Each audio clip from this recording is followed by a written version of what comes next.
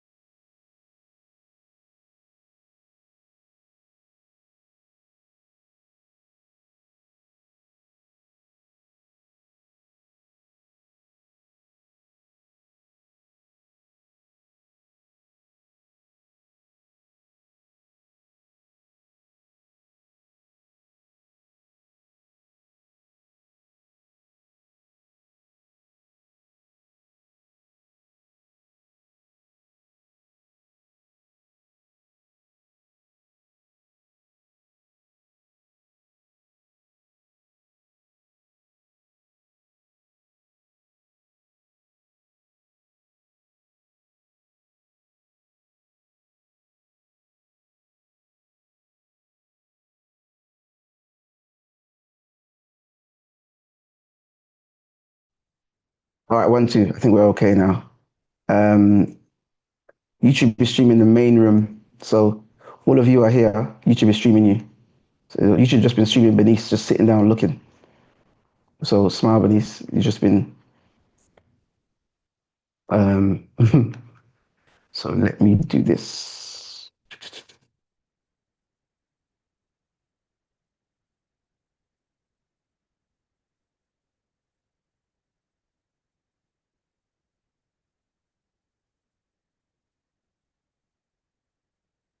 John, feel free to go to your room and work from there, by the way. But good to see you. Good to see you too, sir. Good morning. Good to see you. All right, so Favor, I can see you on the on TikTok. What I need you to do, Favor, is don't be in content creation. You've got to be in the main room. It only lets us stream. It doesn't let us stream the breakout rooms, which is fine. That's not the biggest deal in the world. I just need to send you the link in chat so I can come off the stream. You can come off it on YouTube because the audio's coming out.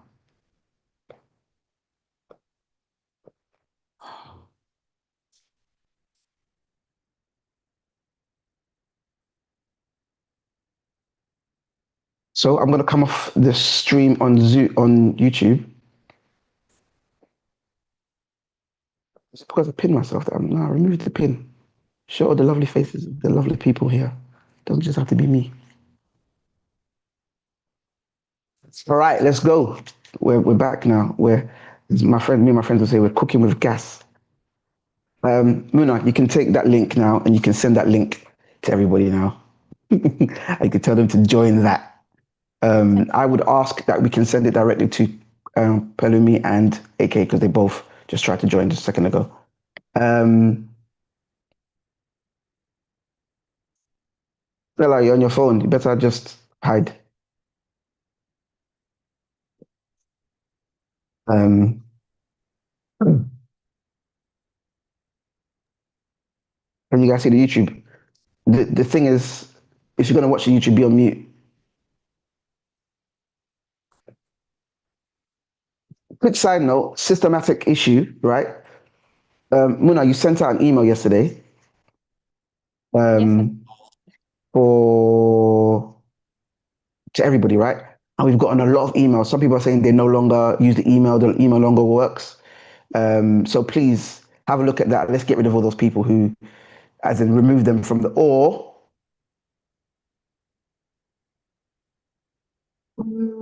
should we remove them completely? Because we might just need to update the email. So maybe let's have a list of all those people and let's update their email. Like, oh, did you just send an email just now? Yes. Well, no wonder we're getting all these random emails. Yeah, please get rid of all of those people who have said, "Oh, I'm not using this email anymore." I've seen people say they no longer do X, Y, and Z. Um, and we need to go through our emails. I'm seeing Eventbrite. Why is Eventbrite on our mails? It's not real. So we need to remove that. I'm coming off of. So where's Marvelous? Marvelous needs to be my eyes on this thing. All right, guys, I can hear you guys now. You guys were on mute because the YouTube sound was coming out as well. So now I don't know what's going on YouTube. So please just, um, Michelle, how are you? Today. Uh, I mean, you can stay, but you're just going to be looking at my face for the whole day. So, um, you don't have I don't know her surname, Muna. Or how did she even get? I don't know her surname. I can't lie to you. Do we have multiple Bellamy's on the system? I'll confirm. No, wait, do we have multiple on the system with her name? Yeah, I'm trying to check that now. That's why I'll confirm. I'm going to say that's news to me. We've only got one. Favor, what are you smiling at? What's got you so happy? Because you see yourself on YouTube. All right. Anyway, so we were discussing social media, right? So Deborah, Bernice, Favor, what do you think is working very well in what you guys are doing specifically? And then Muna, we're going to try and see what we can build out of what's working for them. So rather than just, again, for those who are watching on YouTube, for those who are watching on, where else is this again? For TikTok, what the idea of what we're trying to do is we're trying to kind of systemize more what we're doing. We're trying to build some delivery from our clients that can be more systemized so that we can get the same results. So we've got 3 people who are doing quite well in how their social media is working for their clients and the consistency in it. So rather than just expecting everyone to know what's working, we're going to kind of discuss it and bring up the ideas that we want to bring up out of that on how we can build these things for our other clients. We have another client who's waiting for some social media support. They're going through some stuff personally. I don't know. I mean, that's a whole neither here nor there. But out of that, oh no, Marvelous. When I pin it, right, it just puts me and no one else shows up apart from me. So I prefer it like this so they can see everyone. I don't just stream it just on my whole face. Um, um, yeah. So what we're trying to see is how can we now systemize that particular thing. The most ideal thing to do, not to be funny, is those who I'm not talking to don't need to be here, just so that we don't have too many people's faces just sitting here. That doesn't mean I'm not trying to send anyone away, but it just makes lots of people being here. That yeah. But if you want to listen, then stay. If you think you're gonna find it useful, then stay. As long as Precious and Faith, you both are doing what you need to do in the background as well. Don't spend your whole morning looking at stuff by social media. And you too, Mariam. I know you've got finance stuff to do, so please, those dates will be helpful so we know. So who wants to go first? Bernice, Favor.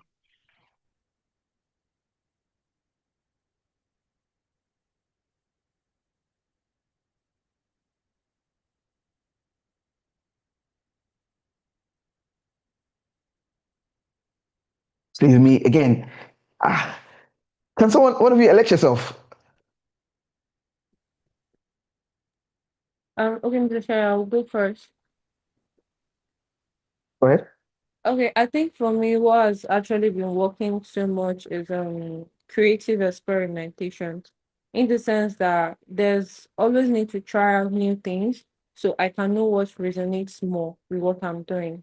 in terms of reels, carousels, trends, keeping up with trends, and authentic storytelling. So I think that's it for me. And also, it's Okay. actually more about building community, not just followers. Because anybody can be a follower, but what community are you actually building on your page and So, your people? so Deborah, so because I'm only saying this because the people on TikTok can't actually hear you, they can only hear me. They might be able to hear you, but I know it's not going to be as clear. So what you said was experimentation. You said you've experimented. Then you've also said building community. So let's talk about experimentation because experimentation is very vague. Bernice, have you done anything like that? Have you done trial and error basically for your content? Not It's okay if you, really. so for some reason, what you've done has just worked. Okay. Well, there are times when I've tried something and it didn't work, and then I have to switch to doing something else. But if one keeps on, sometimes you can try different type of, but you cannot keep experimenting. So you really have to find what works. And for me, I feel that's why you need to have a strategy before you go on with posting on your social media. Now, when you have a strategy, you have it's like a blueprint of how you expect your work to be. So it guides you. You're able to tell, oh, this is my target audience. This is what the brand is about. So many people just do generic stuff. They just want to jump on every trend, just want to do what everybody's doing because they feel like, oh, if you do a video like this, it's going to go viral. Oh, Bernice, you just muted yourself. But again, hold on, before you Oh, continue, okay, Bernice, sorry. Okay. I did want to, I want to dissect what you guys are saying a bit more, right? Um, so marvelous, thanks. I just want to hear what you guys are saying, dissect what you guys are saying a bit more, right? So, because what we're trying to do is, you guys are doing, you're talking like social media experts. We get that, that's nice. You know your stuff, that's fine. We're trying to make it practical though, right? So we're trying to, so here's a question, and Muna, here's what we need to think about. How often, when you're posting for the client, and it would be good for Favor to be looking at this, and Marvelous, I know you work with social media content as well. How often do you guys review when you're going to change? So, Deborah, would you post the same thing, same style 4 times and then say, oh, this got 0 likes, I'm changing? Or is it after the first post? Like, how often do you guys do it? Okay, for me, I usually give myself a 1 week, 2 week break. So I have to do the analytic report, know if it's actually working or if there's actually something I need to re-strategize. It's not just immediately because you can't just judge at a very short span. So you actually give it a little bit of time to know if this is actually in line, if your strategy is actually performing so well, or you need to re-strategize. All right, so what I'm actually going to do, so people can see what this looks like a bit more live and a bit more practical, I'm actually going to make some notes, and then we're going to use those notes to kind of create a bit of a criteria. So I think it's about time we have a bit more systemization through how we all do social media. So what will happen is what we create here, Bernice, Deborah, when Marvelous and when Favor comes back, we're going to have it. All of us are going to have to work in a similar way.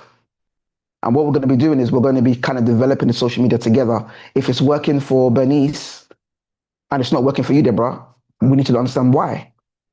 Right? Now, it could be because the industries are different. That's fine. Then we kind of learn, because Bernice's client, we're dealing with a lot more entertaining content. It's a lot more content for entertainment.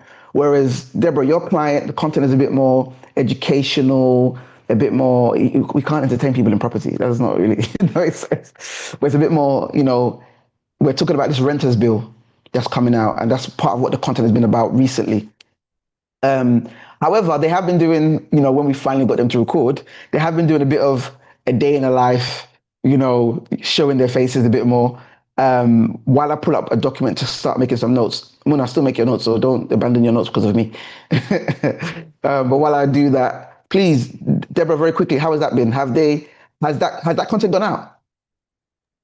Yes, it has, and it did really, really, really well.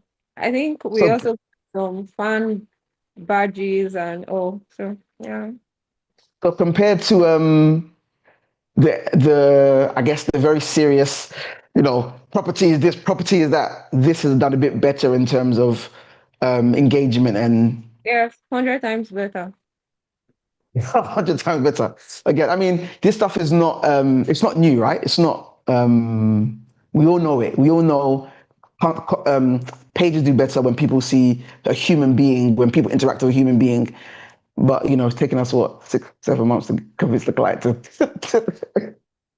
no shades. We love our clients, but it's taken us literally like 6-7 months to convince them to. And I don't know. I mean, we'll talk about that in a moment. So let me start making some notes because that's a good thing to kind of highlight. Whereas Bernice's client doesn't need to show his face because the content has people in it. So I realized, Bernice, your content has always done well because your content has people. You don't really post stuff that hasn't got people in it. I think the times that you used to do those image posts, I don't think they did that great, did they? When you were Nah, doing I like, didn't. yeah, the image only didn't do as well.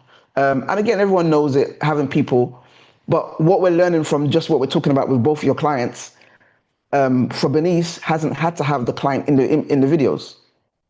So that's interesting because she still has people in her videos. She still has like, so maybe human beings just want to see human beings, even if it's not the founder. They want to be able to see people rather than just images and text. So let's kind of make a few notes here. Please, those who have access to the YouTube, let me know if the screen can be shared. So systemizing our social media management, right? All right. So what you guys have said has done well is your ability to adapt. Yeah.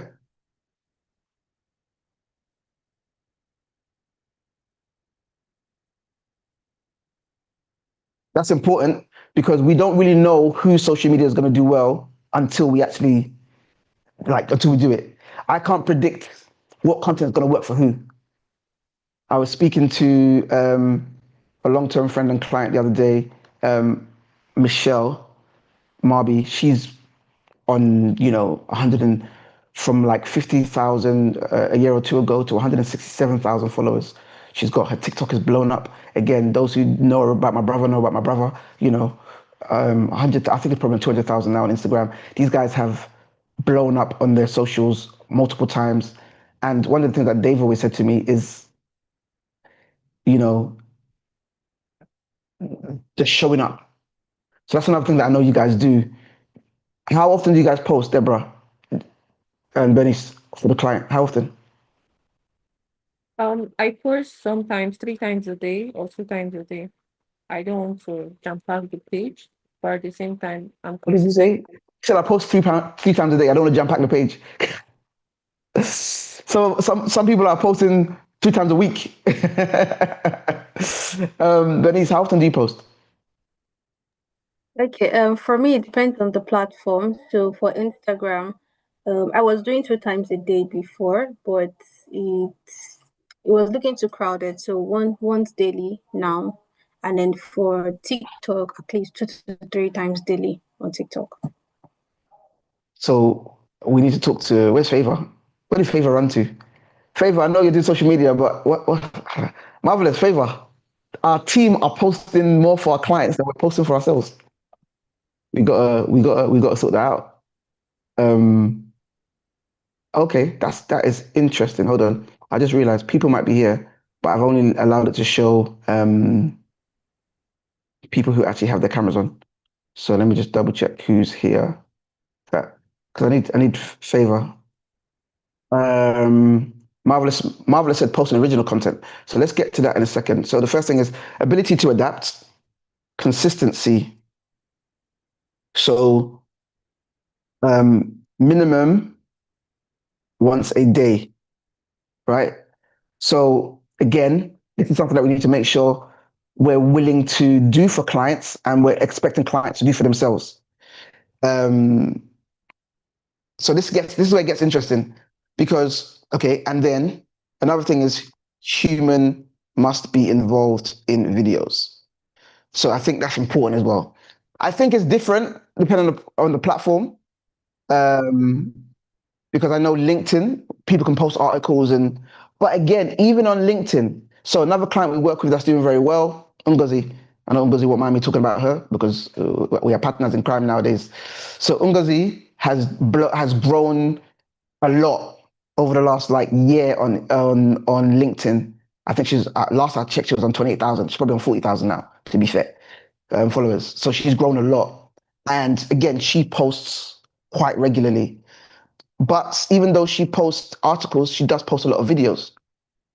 So I think as much as people will be like, LinkedIn is not a video platform, I still think video is. Okay, thanks. Okay, I got Favor's message. I still think video is king on every platform. So what we have to start thinking about, please, Mona, let's make a note of this. We might not be able to work very well with people who are refusing to do video. So we've had 2 clients in the past. We're not going to say, we're not going to name names. You guys might not know. We had one particular client, Mona, you should remember, who it was Michelle's old client. Lovely lady, but unfortunately, she didn't want to do video. She didn't want to. Actually, she still did. She did a video or 2, but she wasn't willing to do a lot of video. But again, even the client that Bernice and Marvelous used to work for as well, her social media has been growing because again, heavy with the video.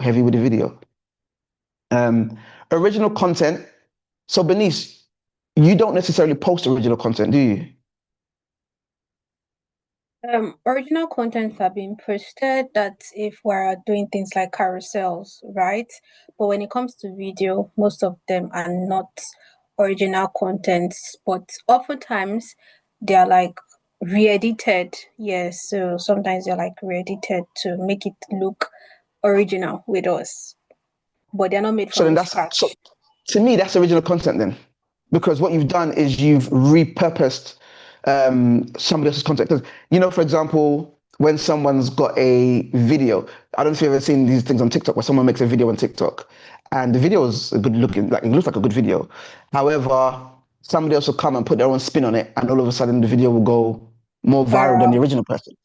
And Yeah. it's not because the person stole their idea, but it's because the innovation in changing the colors, like again, Mark, my brother, would always say, sometimes he would repost the same video. Marvelous was Favor, please make a note of this. We should start doing this. Repost old videos, but they change the captions. He would change the caption of an older video he's done, and all of a sudden the engagement would change. So even a caption on an old video or on a video that's already been made can automatically create new content. That's how memes work. You know, you see a picture, like for example, you know that picture of that woman that's got her hands on her hands and knees, the black lady, and she's looking like, you guys know that meme, right? She's like wearing pink, she's got short hair, she's got glasses on, and she's got hands on her knees, and she's like looking in the distance. Depending on what you write underneath that will depend on how viral that picture will go. So we can't ignore the fact that there is a level of creativity in how you frame the content that is quite original. So, I mean, one day I'll do a video around the concept of what is original content, because somebody would say, "Oh, that's not original," but hold on a minute, that's the whole meme culture. Meme culture is one picture. You have one picture of, you know, Michael Jordan crying his eyes out. There's that meme as well. But depending on what context you put it in, it can be funny. Sometimes it's not funny. So there's still creativity in how you use content that I think we've got to respect a little bit. All right, so ability to adapt. So Bernice, Deborah, you say you review every 2 weeks.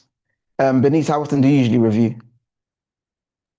No, I do monthly, but daily, like after 24 hours, I just try to go through it, see the engagement, but to sit down and then, you know, really, really detail down the analytics of that, I do that monthly.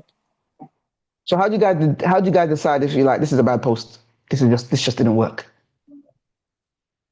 Okay, so like I said, I check every 24 hours. So if I notice that after 24 hours the post did not do more than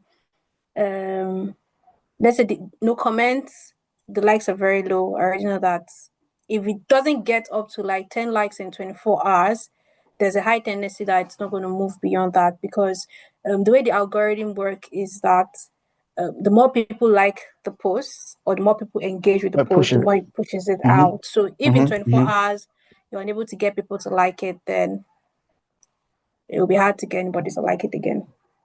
So it's Okay. bad All right. post. So, and Deborah, do you check often as well? Yes, I do. I guess the numbers will be different because Bernice, for example, your client, they have thousands of followers. Deborah, your client, they have hundreds. So you'd have to kind of, I guess, but still, Deborah, do you still look at it the same way where you'd be like, "Ugh, if it's not 10 likes, or is your criteria lower? Is it just one, at least one?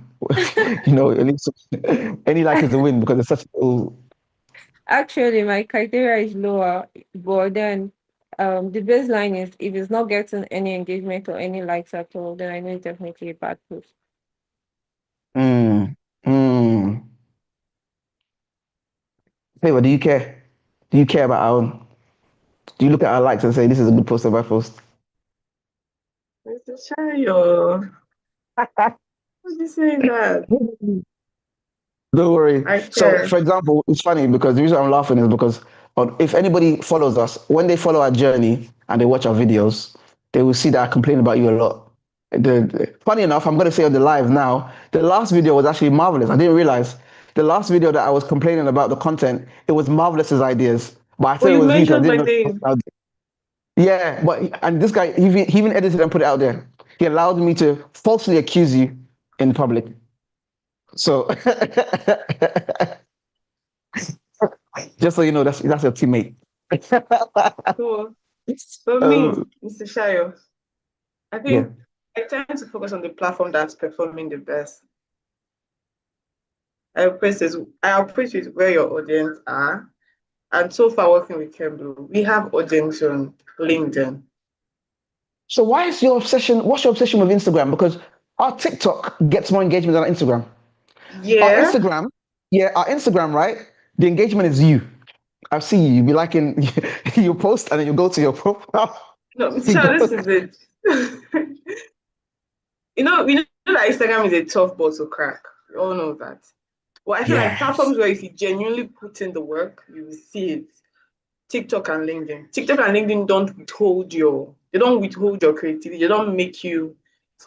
I think if you notice it, we have a reasonable amount of posts on LinkedIn that blew up, that got good engagement.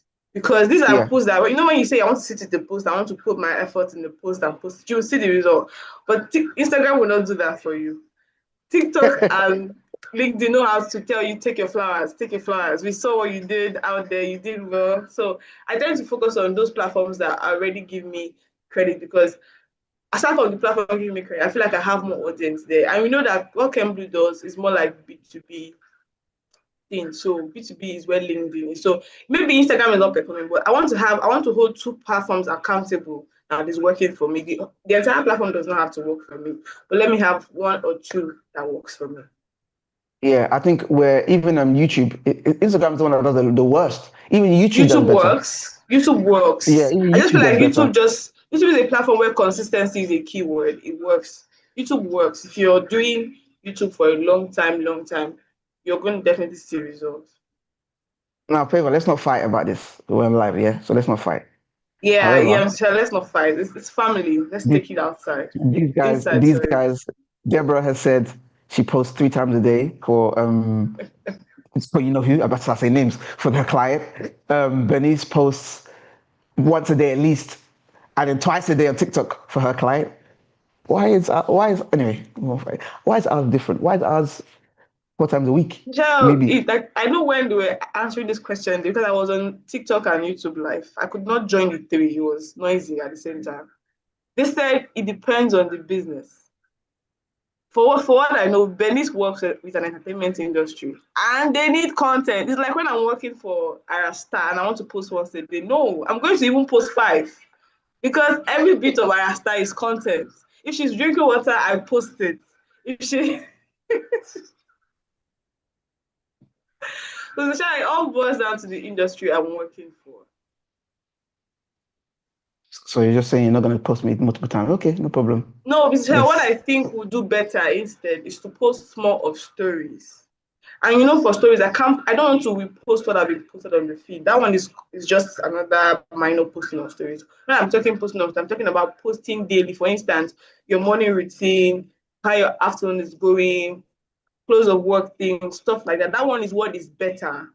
If you want to say, I want to post almost everything, do that on your stories because that connects to your followers or people who just randomly bump on you on Instagram. Yeah, man, too many stalkers, evil eye.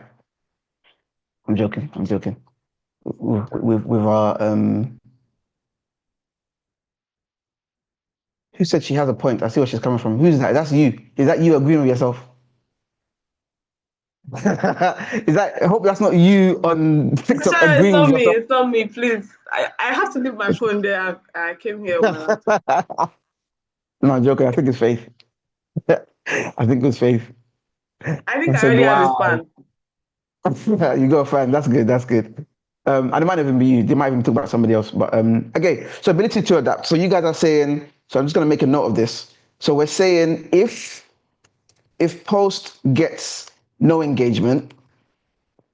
So is it? What do you guys do? Do you guys just say? Let's say you did a carousel that was 20 pages long, right? And it got no engagement. Would you put it down to the subject matter? Would you put it down to the length? Would you put it down to the design? What would you change about the carousel? Or would you just say, I'm not gonna do, like, what would your initial reaction be? Mr. Shayo, that question is it for me or any of us here? It's for you social media people. I knew Marvelous as well. What Marvelous doesn't do carousels, but when we talk about video, because the three of them, they all do video.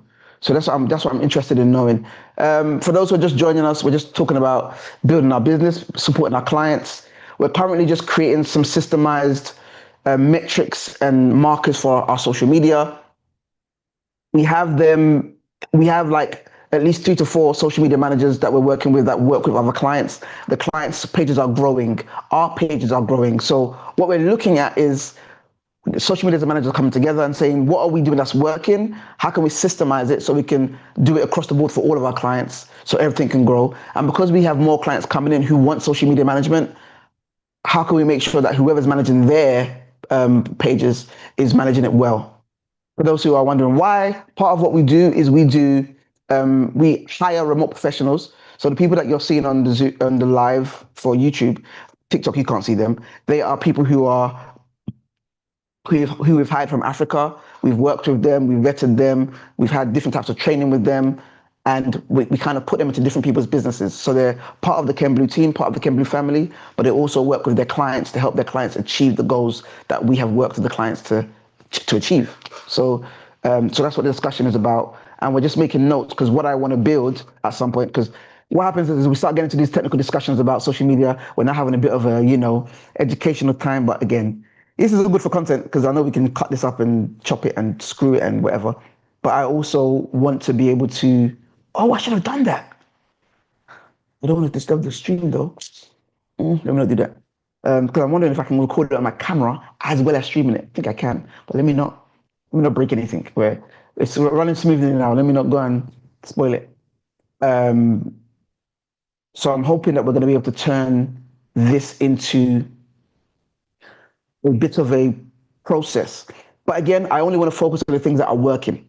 So I think this whole adapting thing that you guys are talking about, this first point, I think is working for all of you. I've seen Favor switch from certain types of carousels to the point where Favor stopped making her own carousels and started going over to make carousels. That means Favor said, no, my designs are not working. I need, quick on Favor, don't lie, be honest. Do you feel like the carousels have done better since Owo started designing them? Be honest. Don't worry, it's not going to affect Owo's job. No. Mr. Shayo, on the spot. Mr. Shayo, you're putting me on the spot. Okay, Mr. Shayo, personally, yes, I feel like they've done better. Yeah, I think one time Bernice reached out to me. She was like, "I the one designing this thing." I said, "No, it's not me." So she said, "Oh my God, tell him he's doing a good job." I texted, "Oh well." Bernice said they're doing a good job, so I'm giving you your class. So yeah, I think it's an improvement. But has engagement improved? I know quality is improved. We're not designing that the designs are better. But I want to know if better designs means better engagement. That's something. In fact, that's going to be something I want you to look at after the Zoom. after the live, let's have a look at that as well. Just look through it and look at the older posts. I know time is a factor because they're older, they might have more likes, but it's still very good to look at. Is there a difference? If there isn't, I'm not saying, oh, we should stop, but let's understand that maybe the design doesn't have as much. I don't think it will, because we've seen, I mean, you showed me people's pages before. We've seen people's pages where their carousels are very simple, not very fancy, and they're still getting great engagement. So we all know that kind of answers my question, to be fair, because we know other people people that are not designing as nice as Orwell and are still getting great engagement. Anyway, so if a post gets no engagement, Bernice, what would you change? How do you analyze the post to see what you're going to change, or do you just change everything? Okay, so for firstly, for posts that don't do well, I have to go back to the foundation. Did I post it at the wrong time? Are people probably working in this period that they're unable to, engage with the post? How is my caption? Was my call to action too weak? You understand? So I have to look at all these things and okay, this video, was it actually interesting? Did I actually communicate what people want to hear? Or so when I look at all these things, I try to answer these questions myself. And then even sometimes with my clients, we sit down to look at some of these posts together and answer these questions. So when we have come to a conclusion, then we see how to take in whatever thing we pointed out and see how we can improve other posts. But then another thing is sometimes some of these posts too, like Favor said, some posts might not do well on Instagram, but you see them doing well on TikTok. Now also look at it. The audience on Instagram, who are they? The audience on TikTok. So for my clients, for the business the brand I work with, I realized that for TikTok, any content you're posting that is a little bit fan-based, you get a lot of engagement. But if I put that same content that is fan-based on Instagram, it doesn't really do well. So I've been able to identify that, okay, such contents like this should not go on Instagram or go on TikTok. And I think that has helped me so far. Okay, that's interesting. So let me look at this a bit practically, right? So what has worked for you guys from the sounds of it? Consistency, your adaptation, making sure that there's a person in your videos, and making sure that you have as much as possible original content, right? That's what's worked for you guys. So in order to be consistent, I'm assuming you guys all have a content calendar.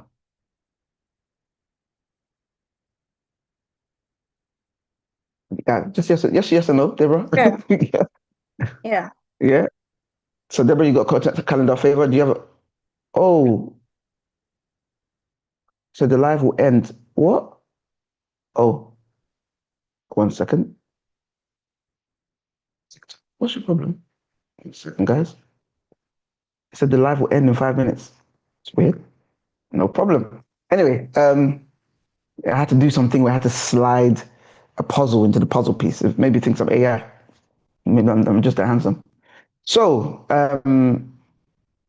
what we're looking at is you all have a content calendar. I know that much, right? How far in advance do you plan minimum? Myself, Mr. Shayo. All of you. I'm asking the question to all of you. Okay, let me just go first. Usually we are told to do a 1 month content calendar. But I want to be honest, that 1 month does not work for all clients. If you can have So hold on. weekly, 2 weeks, it works. 1 month, not every client that will work for. Okay. So what about you, Bernice and Deborah? Do you guys, I want to know if that resonates with you, that maybe 1 month is too long. Do you guys do 1 month? Actually, for me, even 2 weeks might not work for my clients because every day there's a new trend, there's a new something I have. Yeah. The industry, yeah.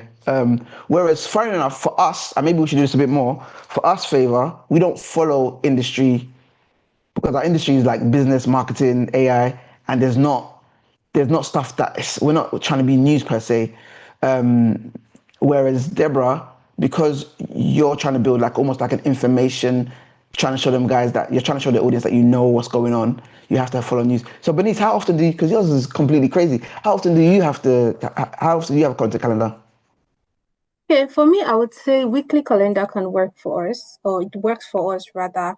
But then there are times where you may have to just make some slight adjustments. For Yeah, instance, because if Grammy, Grammy is coming up very soon, maybe by February next year, even if we don't have plan for that, when something we feel that, oh, this post can actually go viral if we post it, we have to just add it into the calendar. But for me, why I say weekly calendar works is because every week, every Friday, they release like new music and all of that. So you're able to like sit down and get all the set of songs that you're going to post in the following week. So yeah, weekly works for us. okay. So you've got weekly calendar, right? Yeah. So Favor, you said week to 2 week. So let's say 2 week maximum then. So let's not like you're right. Maybe we don't have to. Maybe a month because that sounds like none of you do a month. And let's be honest, Favor, when we do a month never works. We know. So let's not pretend and do a month for the sake of it. So 2 week calendar. Yeah, and also I think doing monthly calendar can be quite overwhelming because you just have to sit down and then juggle it doesn't give room for someone like me. I love to have time so I can be creative, when I'm thinking. But if I have to sit down on the spot and then try to create all the calendars in one, I feel like I won't be as creative as I would have been if I'd spaced it. Personally, I Yeah. feel So like one. a lot will change in 1 month.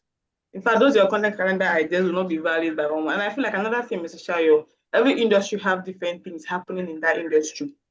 So it's always good. For instance, if you're creating content, it don't have to be tied down to the focus that is going on in that period. So if you're not going to create 1 month full of calendar, you might not be able to capture everything that you're meant to capture for that. So it's better you create 1 week, or if you want to go high, 2 weeks max. In that same 2 weeks, don't be shocked, you might still change something inside that 2 weeks calendar. Create the 2 weeks calendar and then create a 1 week content bank for that calendar and then work with it. It might not even be, don't be surprised, you will go there, you change things, you tweak things again. I see that at the end of the day, the calendar you made many weeks ago was no longer useful. That makes sense. Marvelous. Your hand is up. Yeah. Sorry, can you hear me? I can hear you. Well, we can also hear the stream. So you might want to mute us. Just mute your laptop and just talk, and then you can unmute afterwards. No, don't mute yourself. Sorry, just a second. To mute this. Okay. How about now? Is this better? Yeah.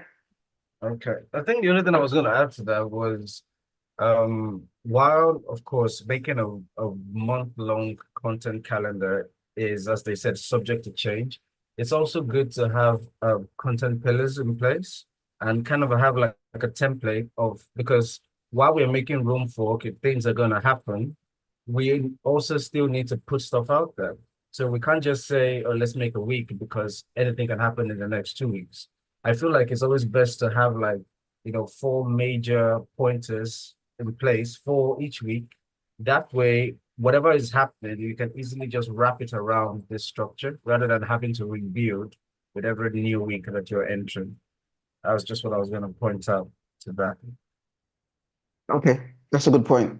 So I guess there's a balance there. If you do a monthly calendar, the monthly calendar, like number one, could be too overwhelming. But if you do a 2 week calendar, they feel like there's no direction. You're just winging it for 2 weeks and then winging it for another 2 weeks. So obviously there needs to be some form of content pillars. I think for the clients you've got, Bernice, I don't know about your client because I'm not sure. We didn't do it. Deborah, I know we worked with you on some content pillars for your client at the beginning, where we had in mind some areas that you'd be always writing about. So even if you've diversified, you still have something to lean back on if you're like, oh, what kind of topics can I write about? And of course, for Ken Blue, we have our pillars. as much as we're changing them and switching them up a lot, we still know, oh, here's what I can write about, or here's what I can create content around. So that's important to kind of be aware of. So, of course, we have to have the content pillars. Bernice, what do you want to say? Okay, so speaking on these content pillars, I think your social media page cannot really do well if you don't have this pillar. And it became a problem for us, which we realized that we needed a pillar to actually guide what we post. And we're able to identify those pillars in our strategy. And yes, those pillars actually guide us now. Okay, good. So it means that, again, I don't want to dig too deep into it because obviously for content calendar, content pillars would be good to have. For those who are like watching and are wondering what we mean by content pillars, we're talking about, we usually advise clients to have 3 to 4 areas of kind of topics and subject matters that they want you to kind of post on. Then within that 3 and 4, you can break it down even further to more. So I'm actually going to show you guys, since we're on this topic, a live example of what we kind of work with sometimes, depending on what the client needs or has time for. Marvelous, let me know if all of this stuff is clear to see on the YouTube just by giving me like a thumbs up. So I know this stuff is. There's a, what is it called again?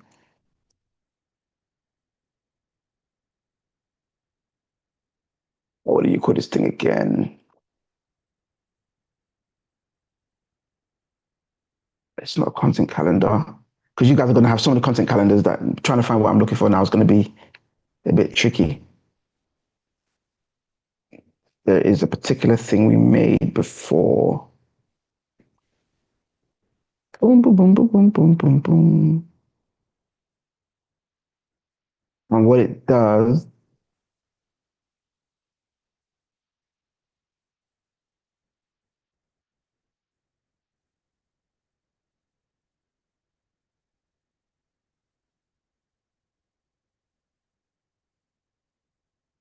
Yeah, but do you remember the name of that document that we made for them? Do you remember before we made something in particular? I don't know if you remember off the top of your head. If you don't, oh, Deborah's been kicked out. Damn. Yeah, the thing. Oh, I can't even find the document now. Hey, we need to make sure our documents are more organized.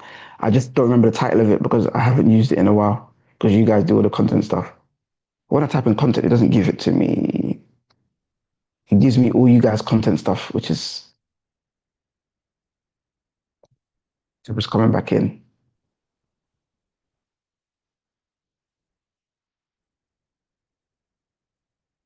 Deborah, do you remember that document we made for your client about the content? Remember before? Do you remember what it was called? I think it's called Black and White. It was just called Black and White.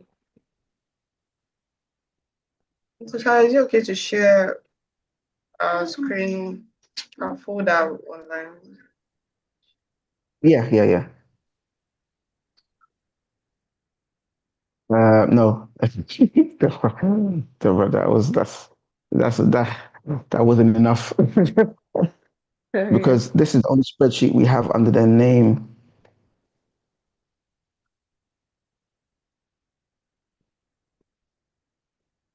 All right, let me just quickly. You guys can't see what I'm doing now, can you? This is a different screen I'm sharing.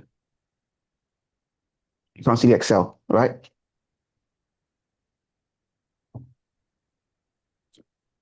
Yeah, you guys can't see the Excel, right? I'm just making sure. No, we can't. Okay. Good. Don't worry. I only mention the names and show the stuff that I know I can show. I know who's given me permission. I know who hasn't given me permission.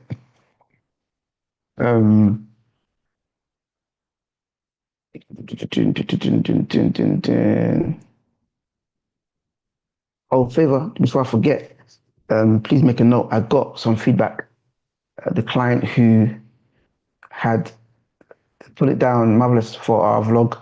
The client who had 600 signups for her event had 100. Favor, don't say don't say the names, favor. Had She had, funny enough, she hasn't got a problem with that either. So she's even running a testimony for us. So she's not gonna have an issue with you mentioning her name. But I don't want it to become, I don't want it to become a habit. That's why I have to pull you up on it. But she had, I think, 170 people show up. And she has 17 calls booked in.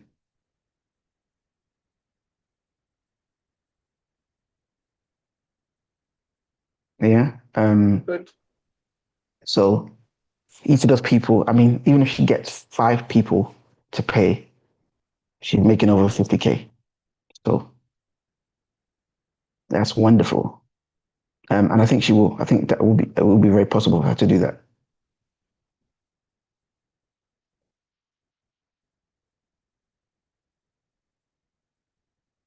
But I know what to do. I've got it. I've opened up. So very quickly, I'm going to give an example.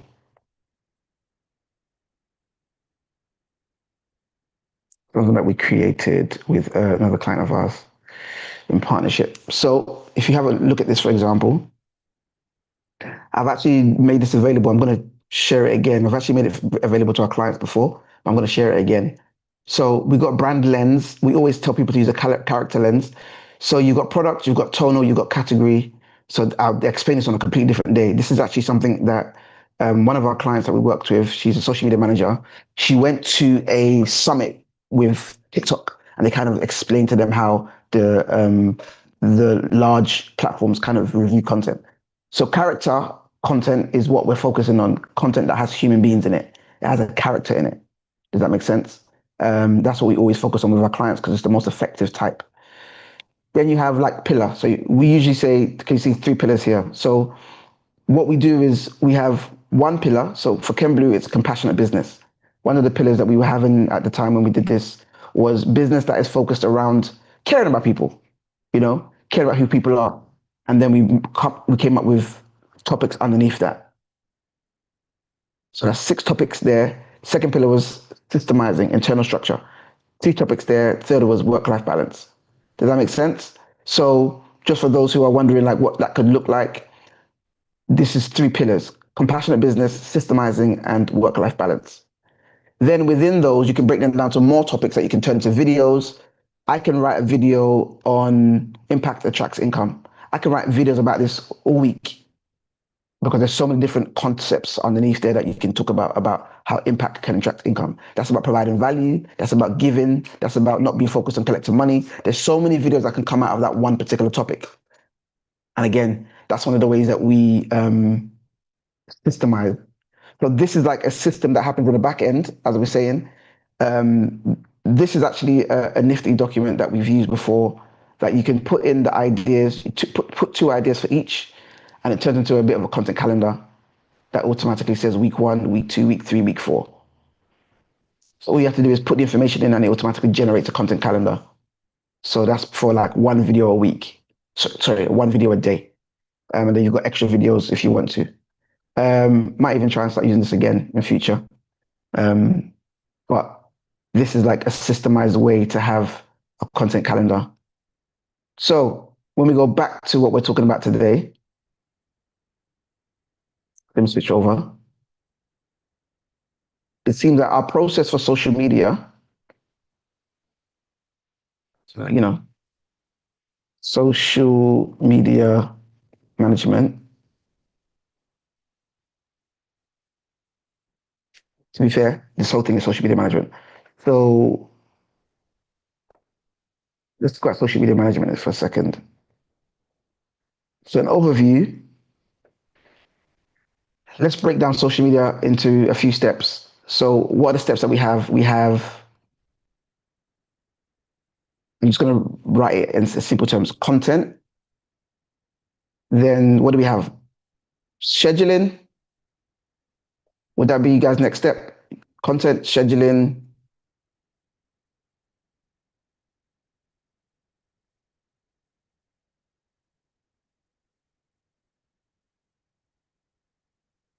So actually, I'm wrong. You know what comes before content? I would say strategizing.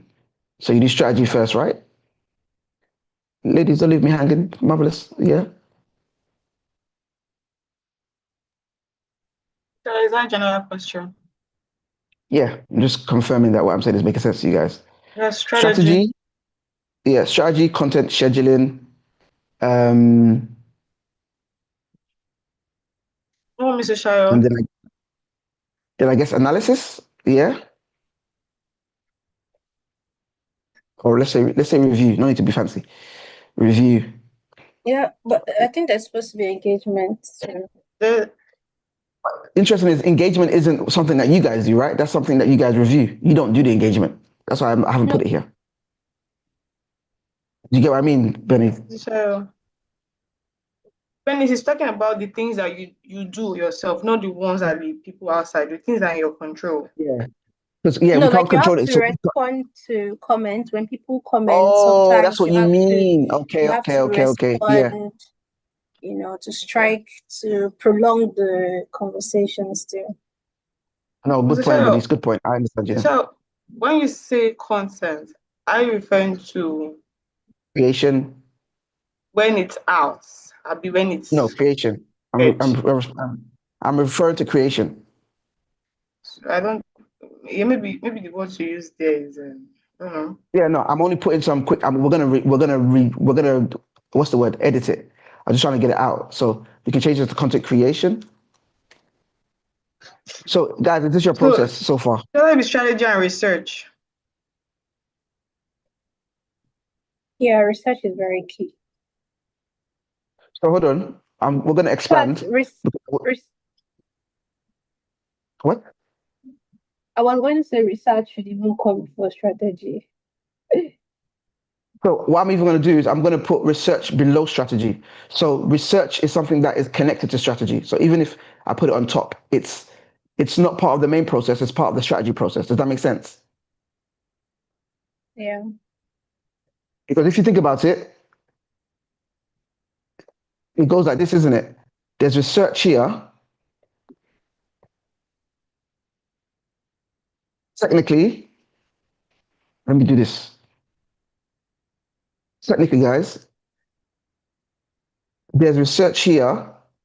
What's going on? There's research here, but there's also research here. Because when it comes to content creation, I assume you research as well. You don't just create content. Yeah? Yeah. So the strategy informs content creation, and then content creation goes to scheduling,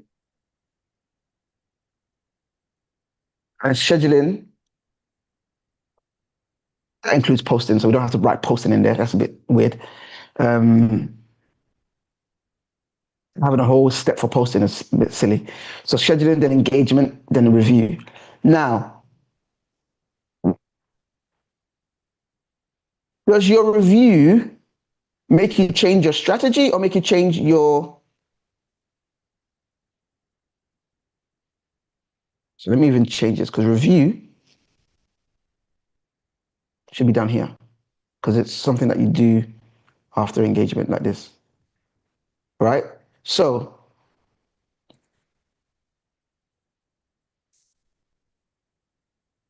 your here, can you see how this makes sense? Your review and your research is what informs your strategy, right?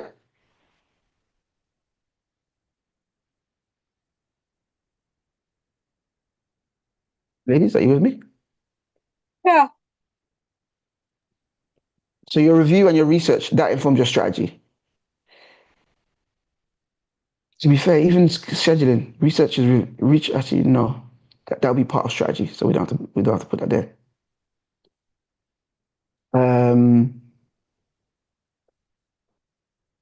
So is this essentially the process we're talking about? Would this be accurate to your process? Saver. Hold on. Just moving this. Muna, this is what I was saying before. You have to move everything every time. It's very, very. Let me see. Let me try. Like, yeah, you can't. Hold on. If I do this and I do this, oh, you can. Oh, look at that. I can. So I can highlight all of it and then move all of it at once. Okay. Discovered it here. Okay, cool. So, Does this process make sense to you guys? Is this basically what it is? You research, strategy. Obviously, if you have nothing to review, oh no, this arrow is the wrong direction. Very, very important.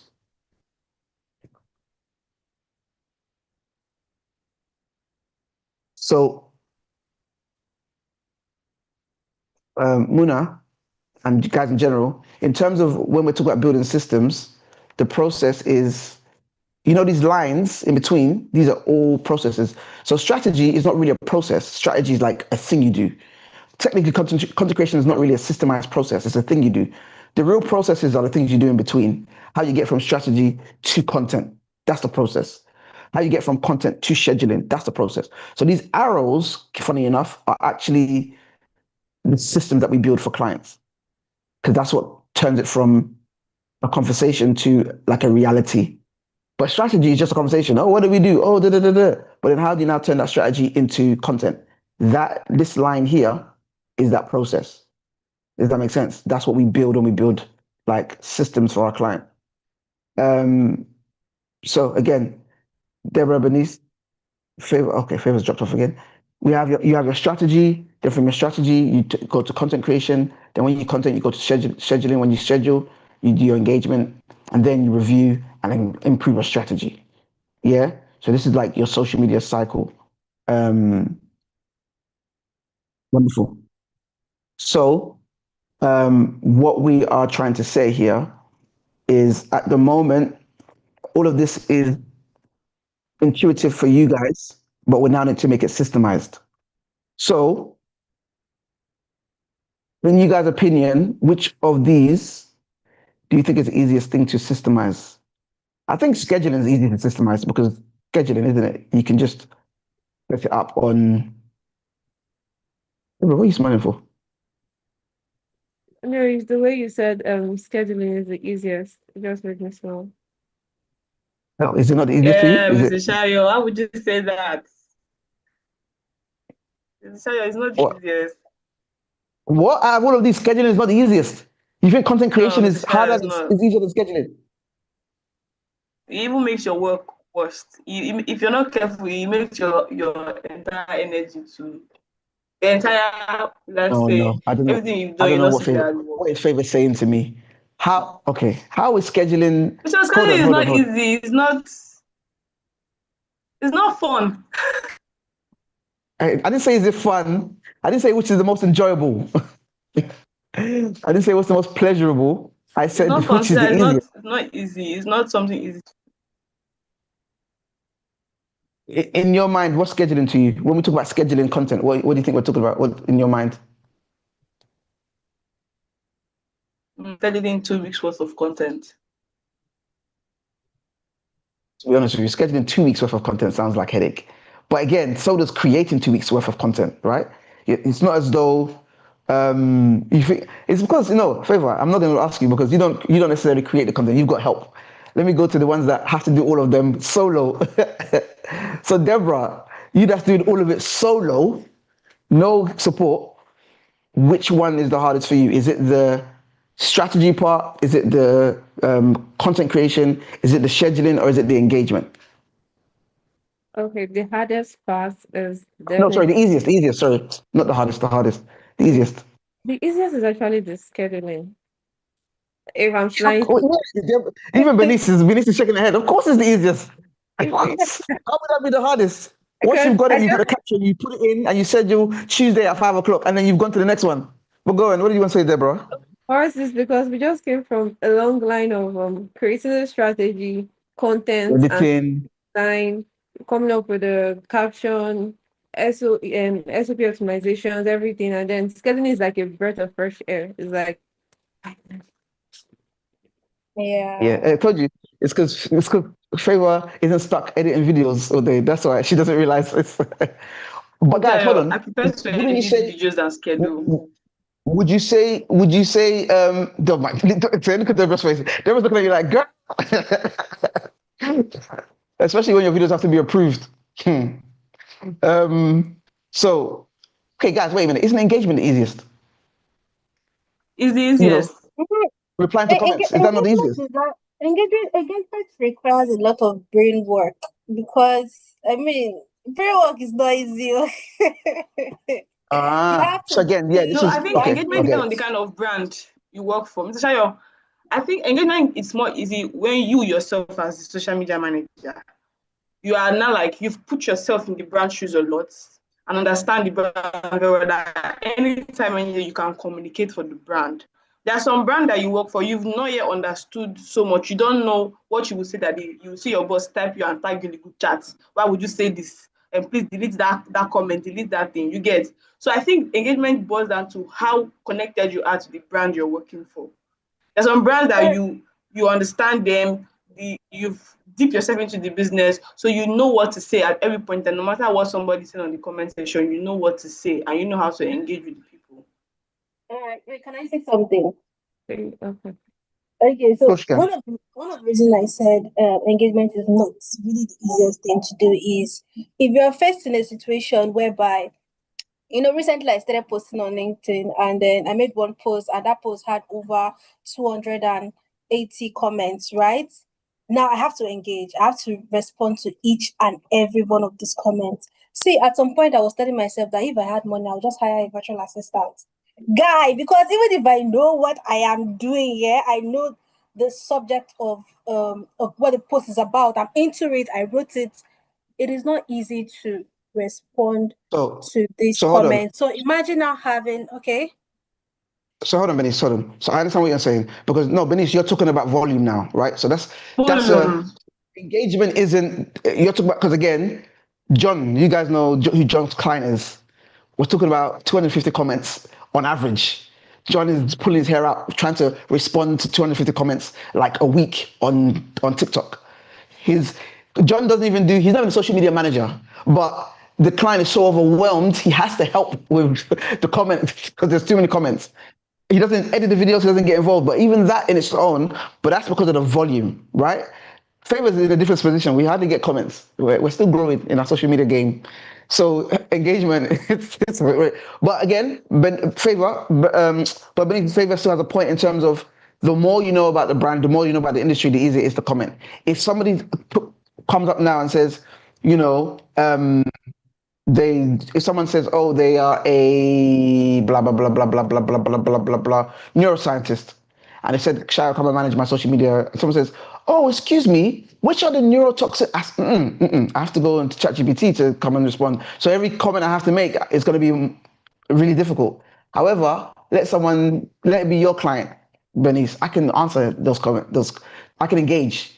Ask Deborah. Imagine Deborah, because Deborah's industry. Deborah's had to learn about stuff that's just not she doesn't even live in the country, so she can't even use the information. It's useless to her, to be fair, unless she's planning to come over. Deborah, you're welcome.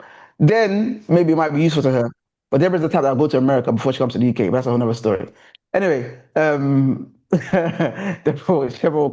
won't come here. She's the kind of person that she prefers the US, man, I can tell. Same here. But there you go. Wow. Trump decided on you.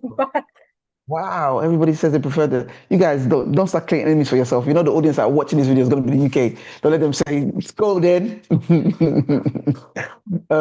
Now, when you want to come over here and get a visa, they'll start telling you no because on one live you said you prefer America. But I'm joking. Doesn't matter. But I get it. I do get it. Like, so let us say the number is 10. The number is 10, right? Strategy for 10 posts, content creation for 10 posts, scheduling for 10 posts, engagement for 10 posts. Which one is the easiest? For 10 posts. I would say scheduling. So engagement for 10 posts, I actually mean like 10 comments, not 200 comments per post. So Bernice, if it's 10 comments, if it's 10 videos, if it's 10 scheduling, if it's strategy for 10, which one's the easiest for you? Then I'll say engagement. Marvelous, you've had the chance. Sorry, hold on. Okay, no, go on. You said because, go ahead. Yeah, because for scheduling, you're doing 10 posts, but to how many platforms, different captions. If you're not careful, you require lots of attention. If you're not careful, you can swap. I think that's happened to me before during scheduling. That's why I don't like swapped scheduling. the This caption fundraising. for another video on another video. You know, all that mix up. So in that Yes, situation, I'll say you engagement me is down the line, easier. damn girl. Could be admitting down the line. There's evidence now. No, I'm joking. Go ahead. Go ahead. Speak your truth. Speak your truth and throw our money away. Go on. So yeah, I would say engagement is easier if it's just 10. Yeah. Yeah. Okay. Fair enough. If it's just 10, Deborah, what about you? If it's just 10, which one you say is easiest? I don't know. For me, I will still pick scheduling Mm. because first Again, go ahead. I would have pre-written my contents. I would have renamed my video so I know which is going forward, which is going forward. So when I'm just relaxed, I'm just putting it out there, schedule and wait for the engagement. Okay. Marvelous. From when you've done, because I know you don't, I know you do mainly video at the moment, but I know you've done social media management before. So what's, out of these, which one's the easiest? You know, this is meant to be, we're meant to have moved on from this, but we're still talking about, we're going. Personally, engagement is the easiest for me. I mean, Okay. just go and say yes. Okay, no, that's by far the easiest for me. Yeah, it only gets difficult if someone asks you a very difficult question. But again, you should have some preset responses for difficult questions to say, hey, love your question. Please reach out to us here to get more information. You don't actually have to answer the question. Everybody talking to us because you're mute. Okay. All right. So that's what I'm going to now do. I'm now going to look at engagement. So do you all do engagement at the moment? And this is how we kind of systemize. Do you all do engagement at the moment? Yeah, you all respond when somebody texts. Bernice, I don't even, that page is popping too much. I don't even check anymore. But do you have to respond to comments as well? Yeah, I do. I do on for Instagram. Although most of the time I just like the comments because based on my industry, when they comment, they just say things like fire, let's go, go girl, come on. So it's more of hype, no serious comment that would spike, me having to type so much. Yeah, so it's more of just liking the comments and all of that. Yeah. I think what's important is industry. I like the fact that we've got such a blend of industry here in the conversation because Deborah's is completely opposite. If someone comments, Deborah has to say a bit more. If they ask a question, she can. Yours, Bernice, you shouldn't really comment because it's a platform that's meant to be almost voiceless. You can't really share opinions or thoughts. If someone says fire, you can't say yeah because maybe it's not fire. They're just like so you can't really you would just have to like and so I guess for engagement it's, and again this is how you create systems very quickly. Appropriateness, so again it's a strategy. Again, there needs to be a strategy for engagement. Do we comment on every single post? Is there some posts we don't comment on? Are there, right? Do you guys write your posts, your comments yourself, or do you ever have pre-planned ones? Sorry, I didn't get that. Do you have pre-planned engagement? No, just on very few occasions, but most of the times we don't. Just very few what? Very few occasions. Yeah, just on very few. So, for instance, you have a post caption, but you don't want your post caption to be too long. So sometimes I could just cut it and add it to the comments and be like the first comment, and maybe just ask a question to spike more engagement. But I don't do that all the time. This is where normally I put John in because I know John can't be writing the comments from scratch every time. It's too many comments, 250 every time.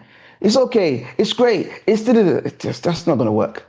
So I know he does. He has to copy and paste. Thanks for that. Maybe 4 or 5 responses, and he has to copy and paste them, because even the comments that they leave, and none of them are really for him to really say much about. Because it's just, oh great, oh appreciate your input. Oh, because again, it's finance that the client's in. He can't really. Number one, he doesn't have the expertise to respond as the client would. That's number one. And number two, people like to come and just give their own advice. That's just like, okay, whatever. This is, especially on TikTok. You know, TikTok, they don't just say fire. Everybody wants to start writing paragraphs and essays about, you know, what you should and shouldn't be doing. I don't even know if anyone even comments on YouTube though, on the YouTube shorts that we have. We get views, but I don't think anyone comments on those. So again, looking at it, you're looking at strategy. Then again, so I guess engagement cannot be systemized too much. So I would then put comments and likes, and that's it. And then I think the only other thing you might have for engagement is what's the word I'm looking for? What's the word? Follow up. So there need to be a follow up. Do we need to refer them somewhere? Do we need to follow that person up? Do we need to message them? Does that make sense? Yeah. Yeah. Again, not for Bernice as much because it's an entertainment platform, but for someone like Deborah, Deborah might have to say, "Oh, do you need help with this? Do you need help with that? Can you?" With someone like Favor, you might have to say, "Oh, do you need help with that?" Da, da, da, da, da. Follow up. So now, what I'm gonna be expecting from you guys is not right now, but before the end of the week, is you guys have a conversation with each other, and for all of the clients that you work for, have an engagement strategy. So just, are you going to comment? Are you just going to like? Are you going to comment to everything? That's an important point. Deborah, you're shaking your head already. You won't comment on everything. Oh no, I wasn't shaking my head. Oh, okay. So you're like, no, you won't comment on anything. So are you going to comment on everything? And then what's the follow-up process? If someone shows an interest, Bernice, you won't have a follow-up process for your client because it isn't really required for what you do. But Favor, Deborah, for what you do, a follow-up process might be necessary. So what's the follow-up process? Send us a DM, or do you send them a DM? Like, just make that clear in your paperwork. Again, so that's engagement done. So I'm going to put the engagement process has been, status is, so we're going to put it as testing. So we're going to test that. Once you put the strategy together, we're going to put that together. Scheduling. So now let's talk about scheduling.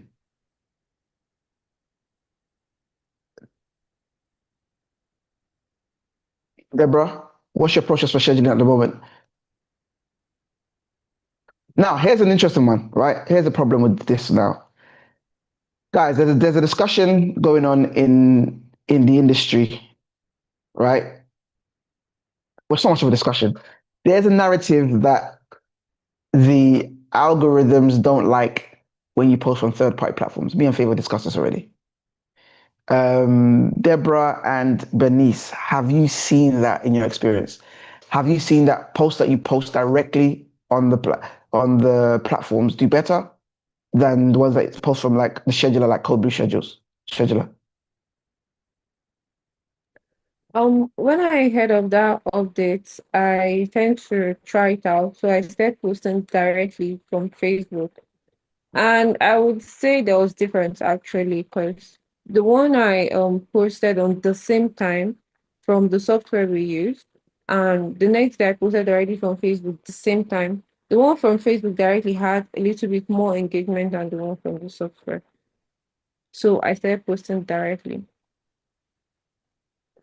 Mm.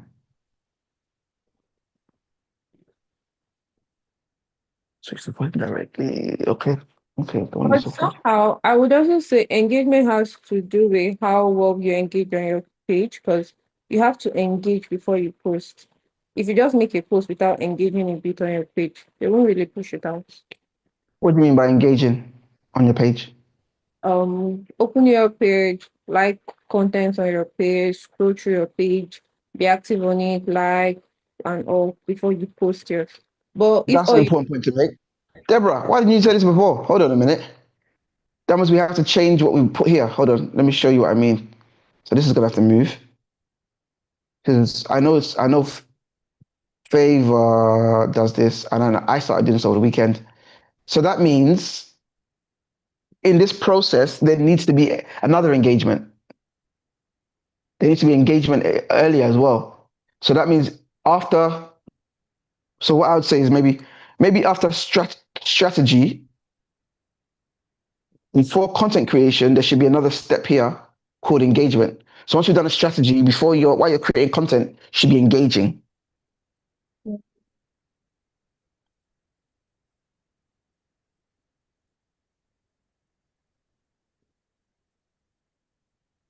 What do you guys think? Bernice, you're quiet. Okay. What? So Sit down, do. for You started. Sorry, hold on. 1 second. No, go ahead. Go ahead. Okay, for this particular one, for my clients that I work with, I haven't had the Yours are opportunity of different. posting No, directly. yours is different. You shouldn't. With what you're doing, Okay. because yours is the platform. You're not meant to really have your client shouldn't really have an opinion on things too much because it's a platform. So Yes. it won't work if your client's going around on other platforms to talk about, oh, this song is fire, because then they'll say you're biased. So yeah, slightly different from yours for yours. Yes, yes, So again, that's scheduling. interesting. That's interesting. So I guess sometimes the strategy the things that need to be done don't need to be done for every type of page, which is important to kind of highlight. So what I put here is I put engagement here.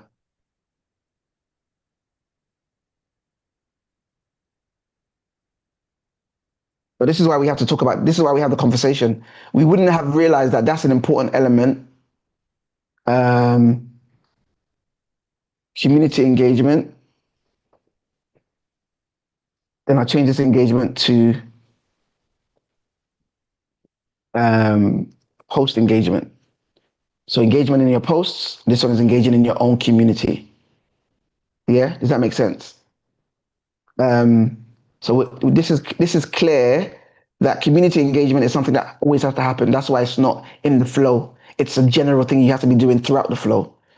It's not a part that you do it all the time. We should be constantly doing it. So that's a good thing to kind of highlight. So this is post engagement.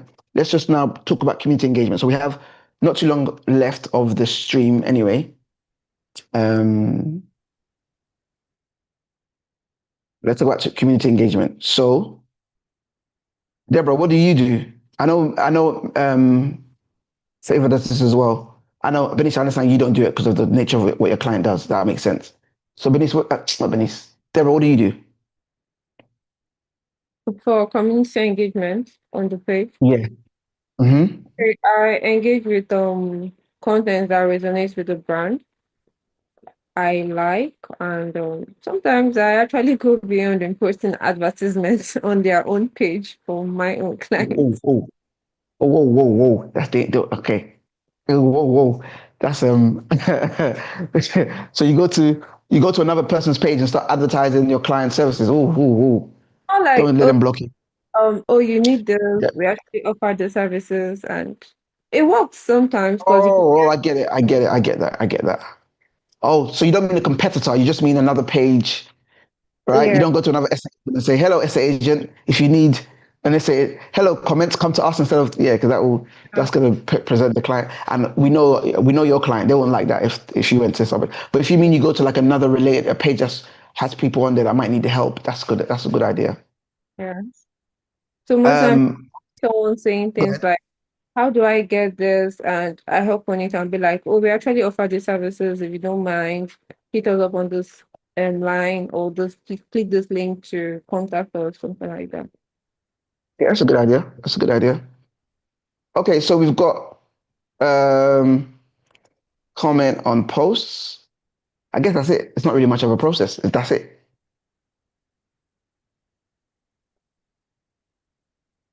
And joining of groups that resonate with what you do too helps. Mostly on Facebook though, because that's where you mostly see groups, community groups. So this would be a document. So I'll go into the notes here. And this would be edited a bit more, but I'm not going to do all of that in this one live. So comment on posts. So sorry, find posts, comment on the posts, join groups. I think you should post in groups then. Post in groups. So that's a good idea. So that's good. That's community engagement. Just going around and doing those things, just to kind of show that you're a part of that community.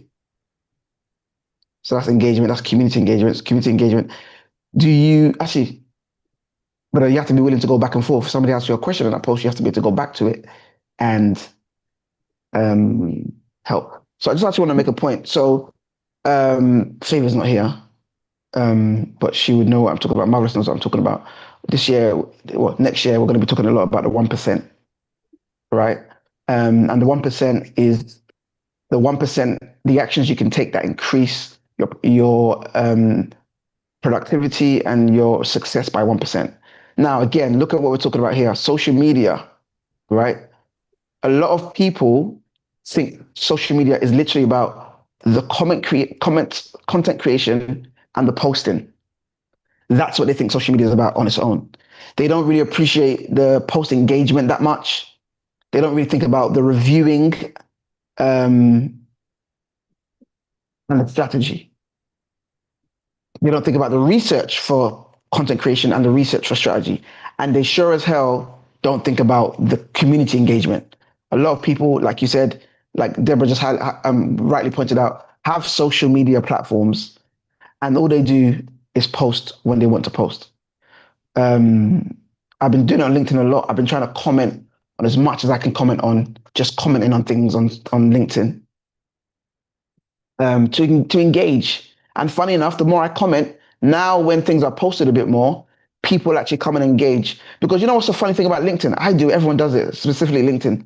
You know when you comment on someone's random stuff on LinkedIn, they automatically come to your page. I get the notification every time. I'll comment on someone's post and I'll suddenly see that that person viewed my profile. Like it's something that people do all the time on LinkedIn. So it's a great way to get people to see you, get more visibility, get more followers, get more connections just by, and LinkedIn is good for that. You scroll on LinkedIn, 90% of the posts you're going to see are not yours. Sorry, are not your connections. 90% of the stuff you see on LinkedIn are the connections of the people that you're connected to liked, you know? So it's really, really important to engage with those. So that community engagement part is so much more important than people realize. You can get at least 10% increase just out of doing that, because there's 10 different things you can do in that space.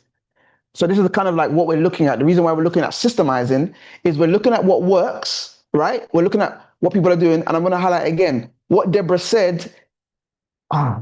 There's a book called Outliers by a guy called Malcolm Gladwell. In Outliers, he talks about the things that happen that like cause people to become outliers in society and successful. So he gives like lots of reasons why sometimes the environment can create success, and sometimes what you do, and you know, so on and so forth. And he explained that there's a level of blindness that experts have to their own expertise, right? And what I mean by that, he asked like I think it was tennis champions who had done who had won, you know, championships in tennis, how they win, and they said, oh, we do this particular thing this backspin. And he said, how do you do it? And they showed him how to do the backspin. He had a coach analyze footage of all these guys doing the backspin, and there were so many things they did as well that they weren't even aware of, that they didn't include in the instruction. So if we asked, what do you do? These guys who are doing social media would have said, we do content, we do scheduling, and then we do engagement, right? You might not have realized you do strategy. You might not have realized you do research. You might not have realized you do review and then you adapt. You might not have realized you do community engagement. Unless we have the discussion, we realize that there are 10, 20, 30 things you do that make things more effective that people don't realize is going on. So people often think the main point is, oh, I made a good video and I scheduled at the right time. That's what they think matters. They don't realize that you guys are looking at the engagement and looking at what's working and then changing it and then reviewing it and then researching on trends. And then, you know, Deborah, what you said is very important. That's something that we would have missed. Deborah doesn't just post. First, she makes sure she's engaging first, and then she posts. So she's almost like warming up the algorithm to say, hey, I'm here. So that when she posts, it says, oh, you're here. Otherwise, the algorithm will be like, oh, you just want to use me. You just want to, you don't want to contribute. You don't want to contribute to engagement. You just want to collect engagement. And again, I guess that's how it works. The algorithm is a give and take. I will give you engagement if you give us engagement. That's a really, really important thing to highlight. But again, this is why we look at systemizing. When we look at systemizing, we're able to see these things. We're able to say, oh, let's not miss the small things that happen that improve. Somebody else might be like, oh, this is a bit extra. This is a bit, well, that's why you get no likes. Because you're not thinking about all the things you can do to improve the engagement on your page. Oh, what's going on here? All right, so, Precious and Mariam, I'm assuming you're just joining us because you're joining us.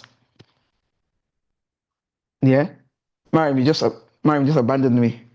No wahala. I'm glad it's streamed.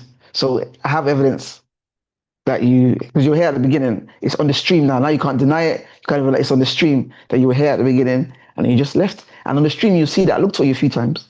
When you go and watch it back, you see that I look for you. But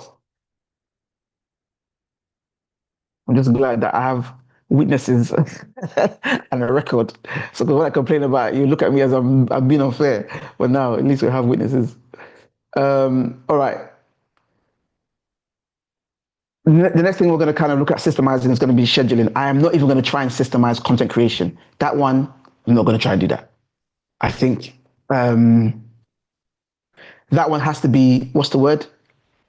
Manually done each time. Like, and when I say systemize, I think we can create guidelines for content creation. But I think that's what we should actually do. I think whenever we work with a client, we should make sure there's guidelines for content creation. So Marvelous knows, even though Marvelous sometimes he drifts off. I don't like. I only like hip hop and Afro beats at the back of the songs, at the back of the videos we do. I don't like all of this motivational music and do this harps and don't. If you want to make it motivational, better find Ashake. Go and put Ashake at the back, make it motivational, or go and use. I know you can't actually use Ashake because copyright and blah blah blah blah. But Marvelous, still, we need to find those libraries. If we can find, maybe we pay for one of those libraries. Remember I said it before. That gives us the songs, the popular songs, but the royalty-free covers and stuff, because that might be helpful.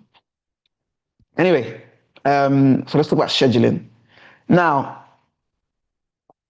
Deborah, Bernice, you've got the content now, right? You've edited videos for a week. What is your process for scheduling?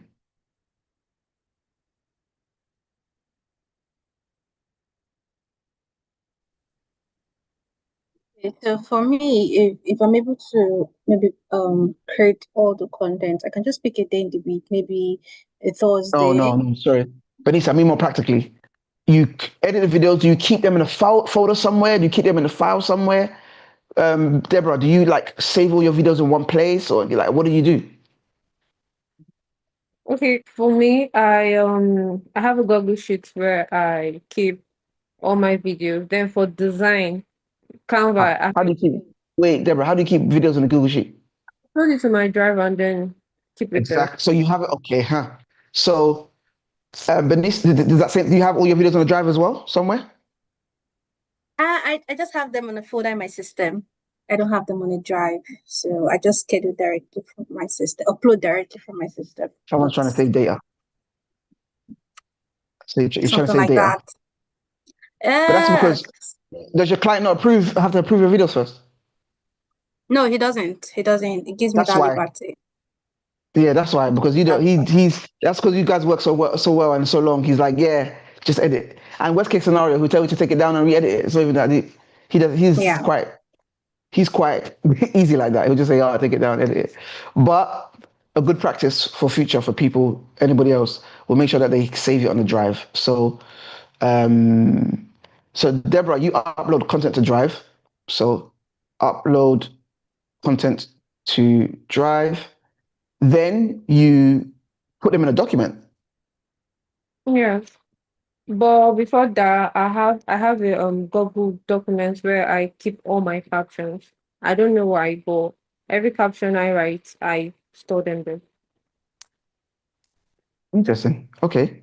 So you have your videos in a Google Sheet, and then you have your captions in a Google Sheet. Yeah. Do you know there's a way that you can use, Deborah? I'm gonna show you magic, not today. Not on the live. I'll show you after. Do you know there's a way you can upload a CSV file of your video, of your captions, and your scheduling to Codeblue, and it will just schedule it for you. You just upload the file and it schedules it. You don't have to upload the videos and it will do all of it for you. Okay, I think I'll check that out.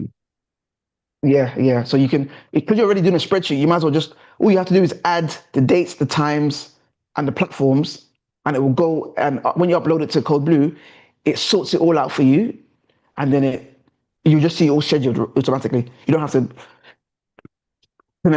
do all of that. But we can look into that. Okay. So then you'd say, document posts. So you upload to the drive, then you document the posts in the spreadsheet, then you schedule it on the systems. Yeah. Yeah, it makes it easy to schedule bulk posts because when you've written down your content, your caption for 10 posts already, and you've named your video or image according to what you need to post, it's just mostly copy and paste to schedule. Yeah, that makes sense. Hold on. Is there, can we look at and think about when we're looking at some of this stuff, the idea of, so what do you do if you're doing it manually, if you're not going to schedule it? Manually, Do you document it and then just post? yes, I just post directly. But do you set an alarm for yourself? Like, how do you know how do you make sure you post on time? Um, if I don't schedule, then I work with vibes. I don't know, because I just know I have to post early in the morning. Posting in the afternoon doesn't really do well. So early morning and evening time. So I work with that if I don't schedule. I make sure I wake up Wait. early and have the post, then late in the evening. Where's Favor, man? Because I wanted to know. So this is an area that we need to kind of work on. Bernice, once you got the videos in your system, so Bernice, you write your captions as you're posting. Oh, Bernice just got kicked off. It was doing so well. I don't know, but I think almost everybody writes caption as they are posting because that's when the spirit is flowing. And That's where the ideas are coming. Okay. So when you document the post, so that means, okay, so schedule on platforms. Now, I can't lie to you, I'd actually write the caption before. some people I write. don't, I can't, it's too many tasks to do if I do that. So I have to upload a video, then I have to think of a good caption for what, 10 posts? Back to back. I don't have that kind of juice. I just got that creativity. I can do 10 banging captions, one after the other. I can't. Because when we end up getting lazy, we start going to ChatGPT and say, write me a caption for da da da da, and they give you one anyhow caption. So schedule a platform. So again, if it's done manually, you just post. You just post. You said like you post based on vibes. So we need to see what we need to look at is we need to look at posting manually without the scheduler and see how that goes. So Deborah, maybe for a week, post without the scheduler and see if the engagement improves, and then let's have a look. But find a way to post at particular times. So if you need to set an alarm for the post. Yeah. I'm actually going to make that note actually. Set a post and alarm. So I don't really create. No, I won't do that. I don't create steps for stuff that we don't know if it works. I don't want to say set a post and alarm, then we try it and say it doesn't work, then we have to delete it from here. This is where we put stuff that works. So we know upload the content to the drive, document your posts, and then schedule on platform. Bernice and Favor are not here, so they can't contribute anything extra.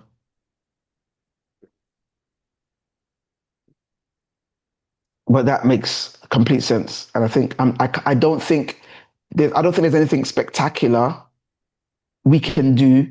Bernice, not Bernice.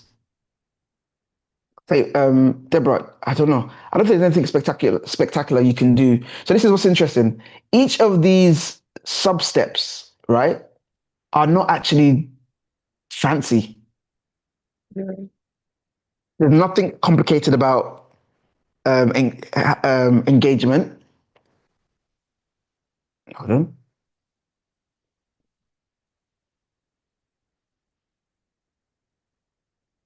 There's nothing complicated or fancy about engagement. What's going on here? There's nothing complicated or fancy about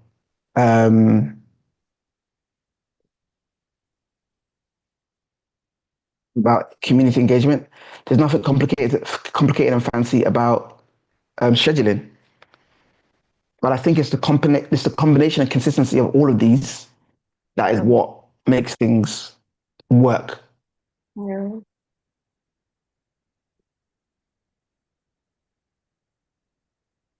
So that's that. So those are those three. And we got one more to do. We can do one more before we wrap up today. What other thing is quite easy? Let's leave content creation.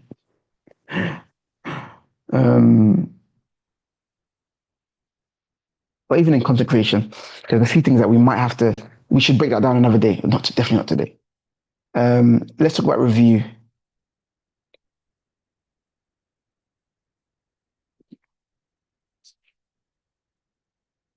And I'll rearrange these in order when we've done them.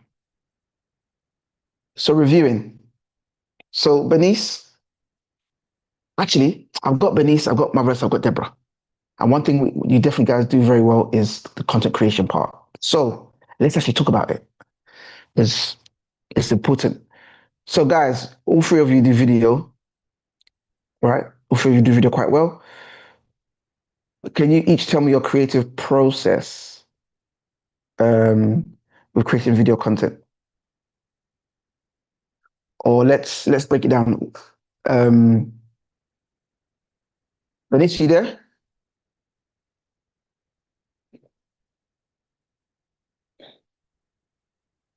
Muna, I just realized it's okay, Muna. You know you don't have to do anything anymore. I've done your job for you today. Right, so. Yeah, that's why you've just been chilling. Okay, Bernice has stepped off.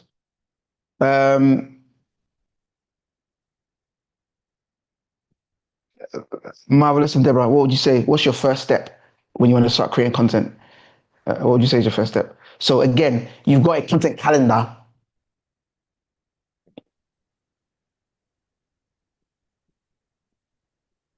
What's Okay. next, Marvelous, for you? My I first know step. Marvelous. Sorry, hold on. Sorry, Marvelous. I know you've got like other people that get involved. So even include what they do as part of your analysis. But go on. Sorry, go on, Deborah. Okay, I said my first step is going to be brainstorming. It's going to be more like, what message do I want to pass? How useful is it? Who am I targeting? And then the next thing I'm going to do is I'm going to pick the main idea. Do I want the content to be interesting? Do I want it to be fun? Do I want it to be educational? And that's just the key steps for me. After that, I just So, Deborah, to me, isn't that part of your content calendar process? Don't you make these decisions when you're doing the calendar? I also made that decision when I'm doing the content because I might want to write about electrical safety, but how do I want to put that content out? Do I want to put it out in a fun way or in an educative way? But in my So content what's your calendar, content? Go it's ahead. in my content calendar, the plan is to put out an electrical safety content idea. But what process am I going to put that out? Is it in a fun way or in an interesting way or in an educational way? Something I do when I'm already like planning the content. Even in terms of the visuals, how do I want the visuals to look like? Should it be cartoonish, AI, or human? It's all part of what I do when I'm doing content. Okay, Bernice. Wait, actually, Marvelous. I was going to ask you, but I can't ask you because you've got other hands in your pie, so you're slightly different. Bernice, when you've got the content creation, when you've got the content calendar, how much information do you decide? Do you know all about the content you're going to create beforehand, or do you do what Deborah does and it's just a bit of I'm going to write about, you know, yours is the music. Do you just know that next week I'm going to write a post about, the new song out? But you already know it's going to be a video. Do you already have the idea of the video in your head, or is it more, I'm going to write a video about this and then I work it out when I get there?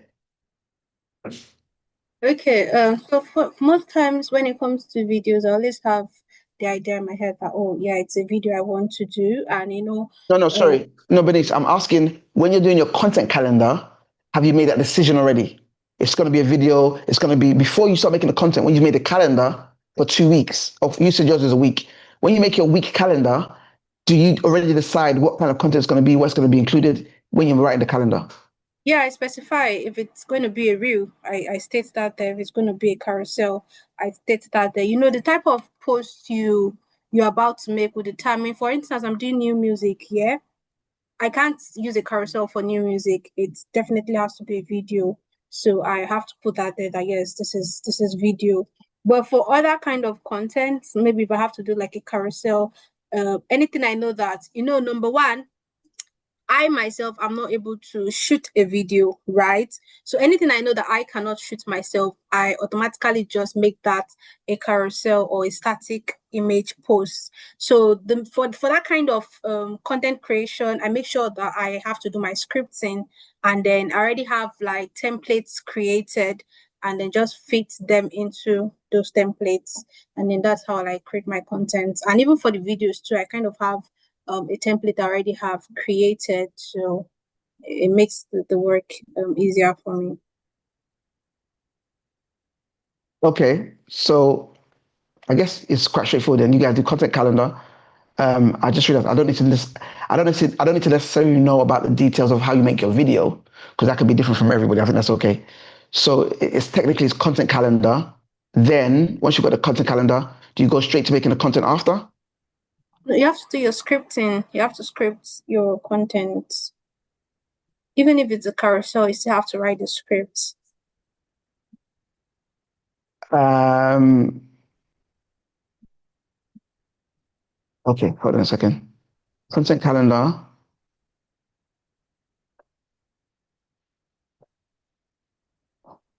Yes, there is a level of content scripting, because this doesn't have to be done by the person who's actually making the content, right? So somebody can script content that you now edit into a video or you turn into a carousel with the designer. So technically what Favor does is content calendar and content scripting. Then she'll give Orwell the design to do the design. He will do the actual content creation. Or she might do set up a content for a video, and then we'll give it to Marvelous to do the video editing. Okay. Yeah. So what's the beginning of this workflow? I didn't say. Okay, Creating content. So content calendar. So it's creating content. Creating calendar. Creating content.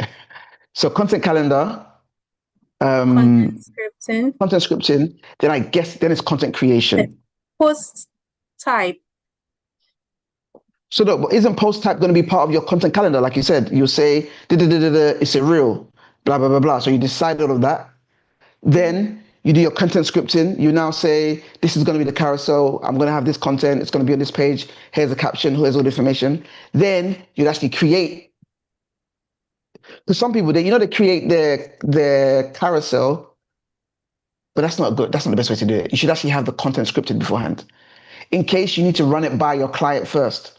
There's no point editing the whole content, then sending it to your client and they tell you that whole thing is wrong. Now you have to redo the whole thing. So it's better to have the content scripted.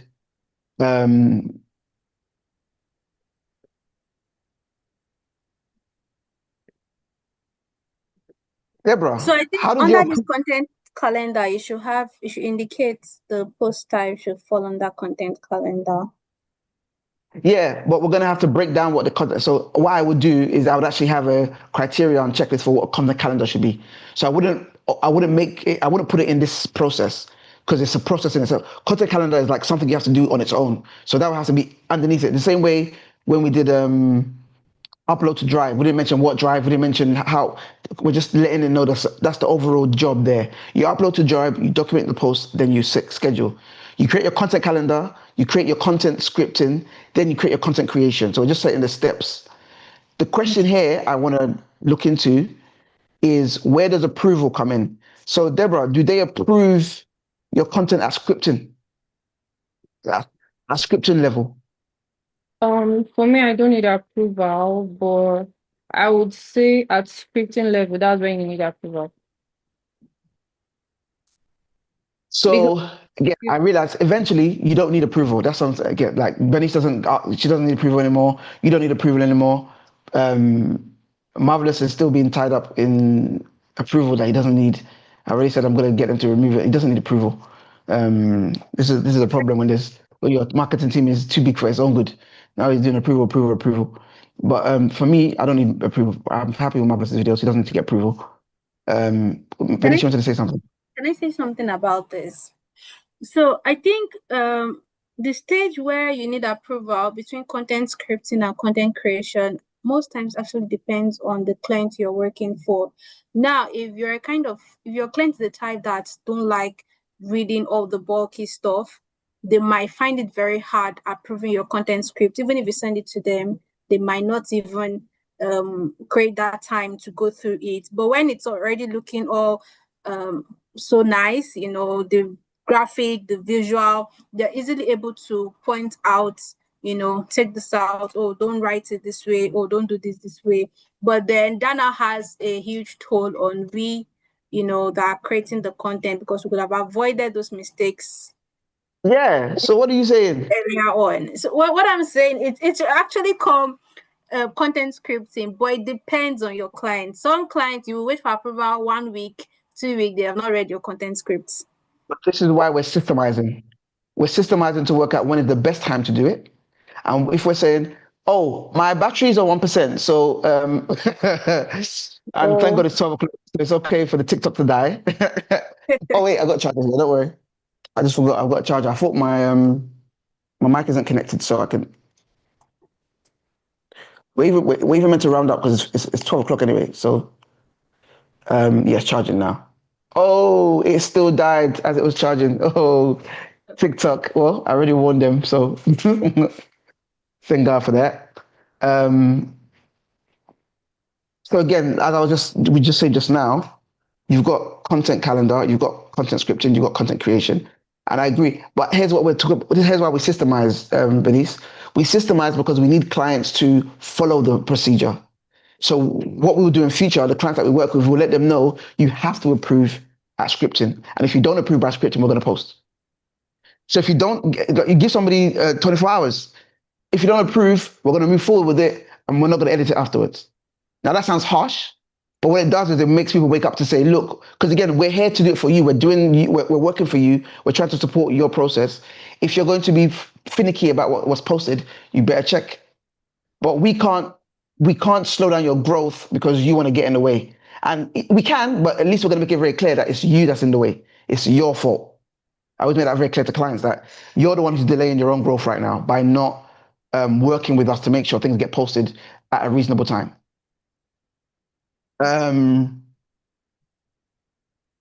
So technically, this is where it gets fun making these things.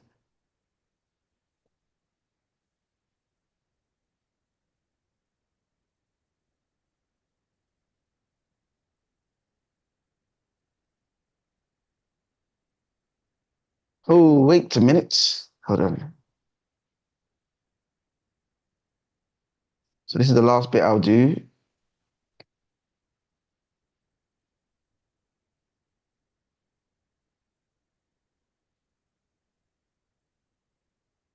But we're all aware that this is dependent on your client. So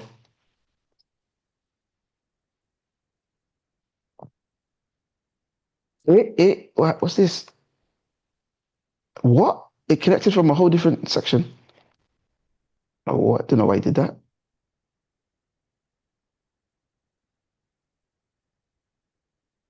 So we click this. This will be approval. So review. Watch this. Let's say client review. Right? Client review. Then below it,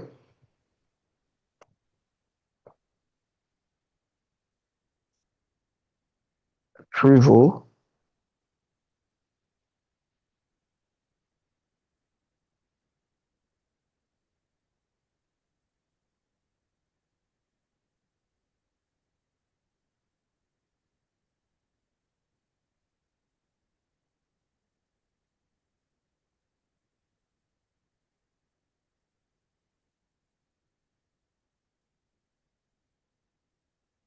Over to scheduling. that make sense? Once it's approved, it now goes over to scheduling. Can you guys see that process? Yeah. Yeah, so I have to extend this. I'm thinking this board is supposed to come above the scheduling board. Yeah, I'll rearrange the order, but I just wanted to kind of explain to people how these systems are built. So again, this is how we improve someone's process. We look at, now we've got this.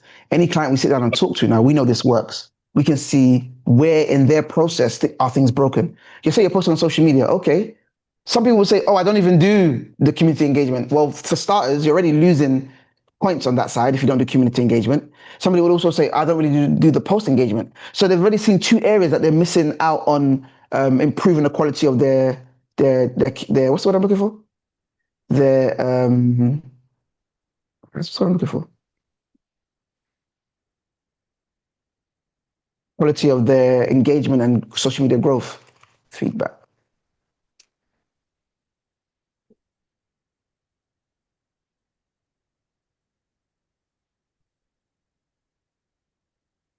So guys, very ugly diagram, but they're not always pretty. Boom, boom, boom, boom, boom, boom. Debbie, what are you smiling at? Was I called the diagram ugly?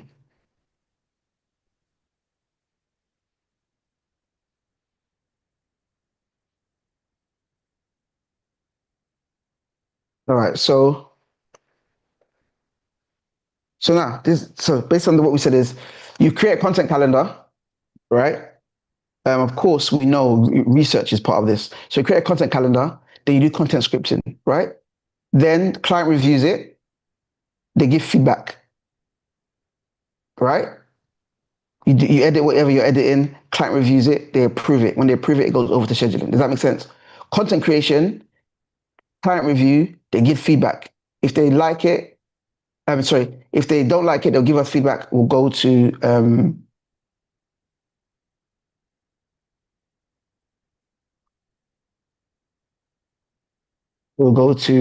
content creation. Then when they review it, once they approved it, then it goes to scheduling. And this, we'll make sure that this is our process across the board for all of us. Again, for those of you who are self-approved, you know, people like Debbie think you're something special.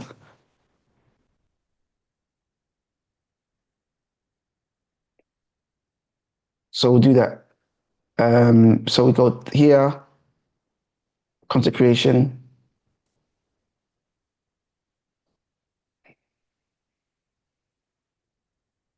Self-approved.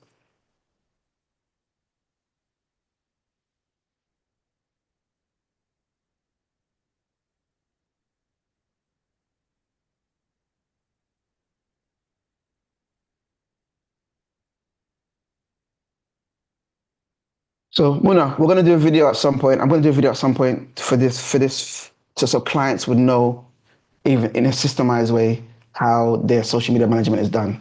So this is something that we already do internally, but I'm just systemizing it. I'm just writing it down so that we can explain it to clients, just so they understand what the process is. The reason why this stuff is important, I'm going to explain this like very quickly. So let's look at it overall. Like I said, having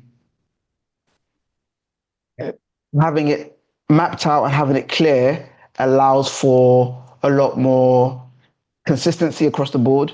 It means that we can scale this process with our clients, right? It means that we can offer this process to 20 clients at once and not have to explain it over and over again. We've done it for long enough. We've gotten great enough results. It also means that we can identify where clients might be missing this, right? One of the key things is consistency. That is a element that comes with strategy.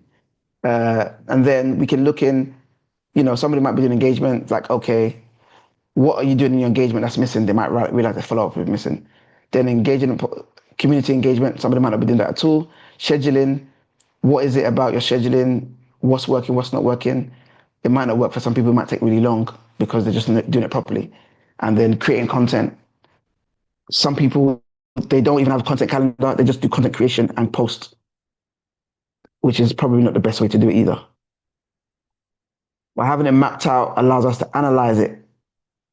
If it's not mapped out, how do we know it's working? And what we can do for ourselves and our clients is we can always see which areas are broken. So again, Bernice, you were saying some clients, we have to send them, they want to be reviewed at client creation. We need to let them know that it's important to review at content scripting because it saves time overall. Because once you're happy with the content, when it comes to design, all you have to do is change the colors, move that around. It's a lot quicker than, we had it recently, remember Deborah, with our video.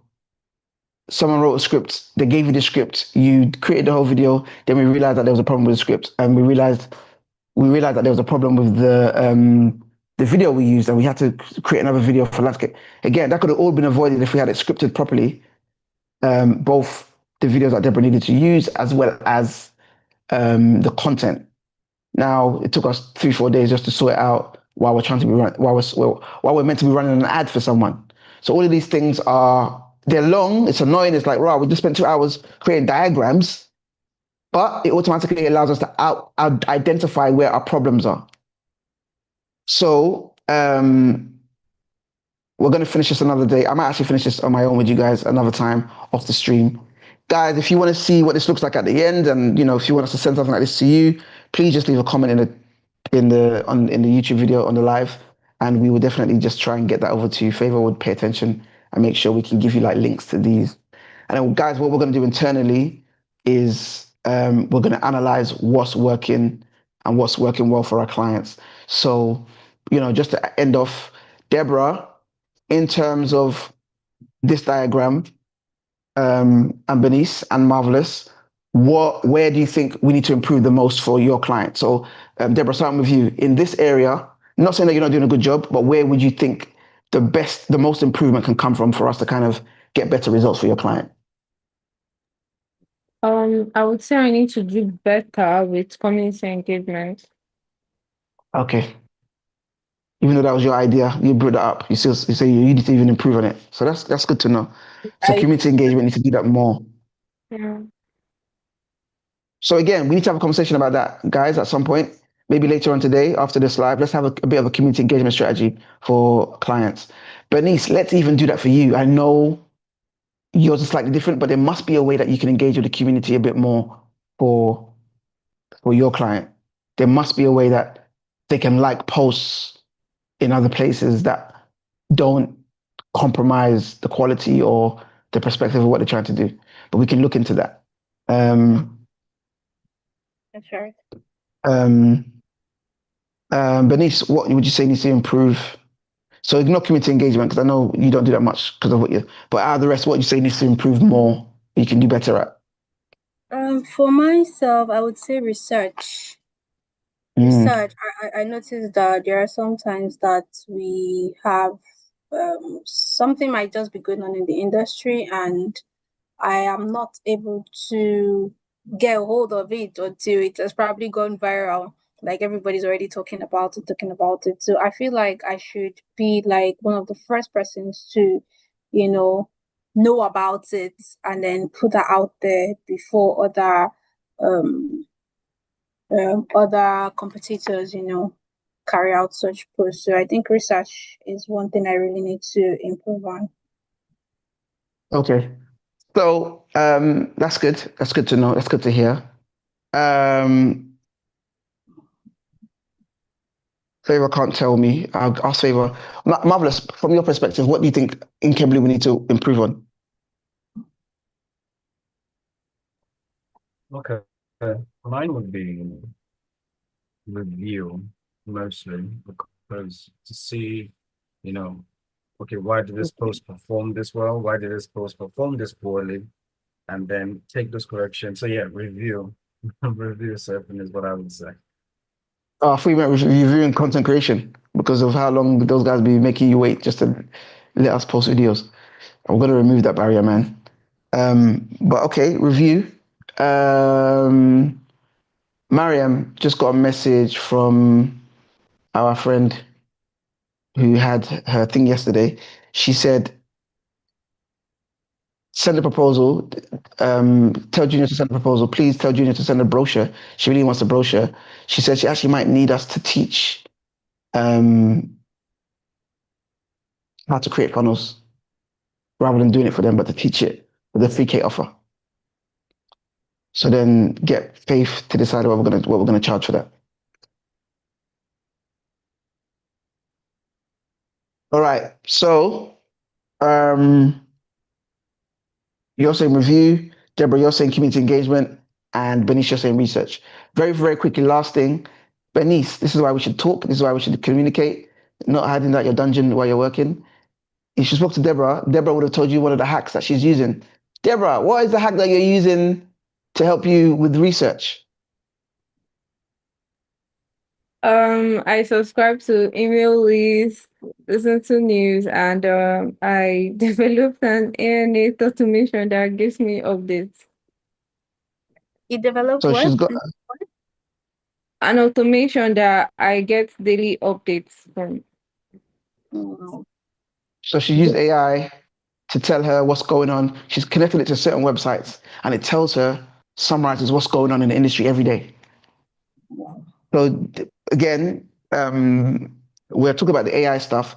Feel free to speak to her, speak to Uche. Uche's not around today, but when she comes back tomorrow, speak to Uche about what you can build, because you could actually build an AI agent that's connected to different places, different platforms, to X, to that will tell you about trending stuff as it happens, so that you're not late. You're always going to be ahead. yeah. There's Apify.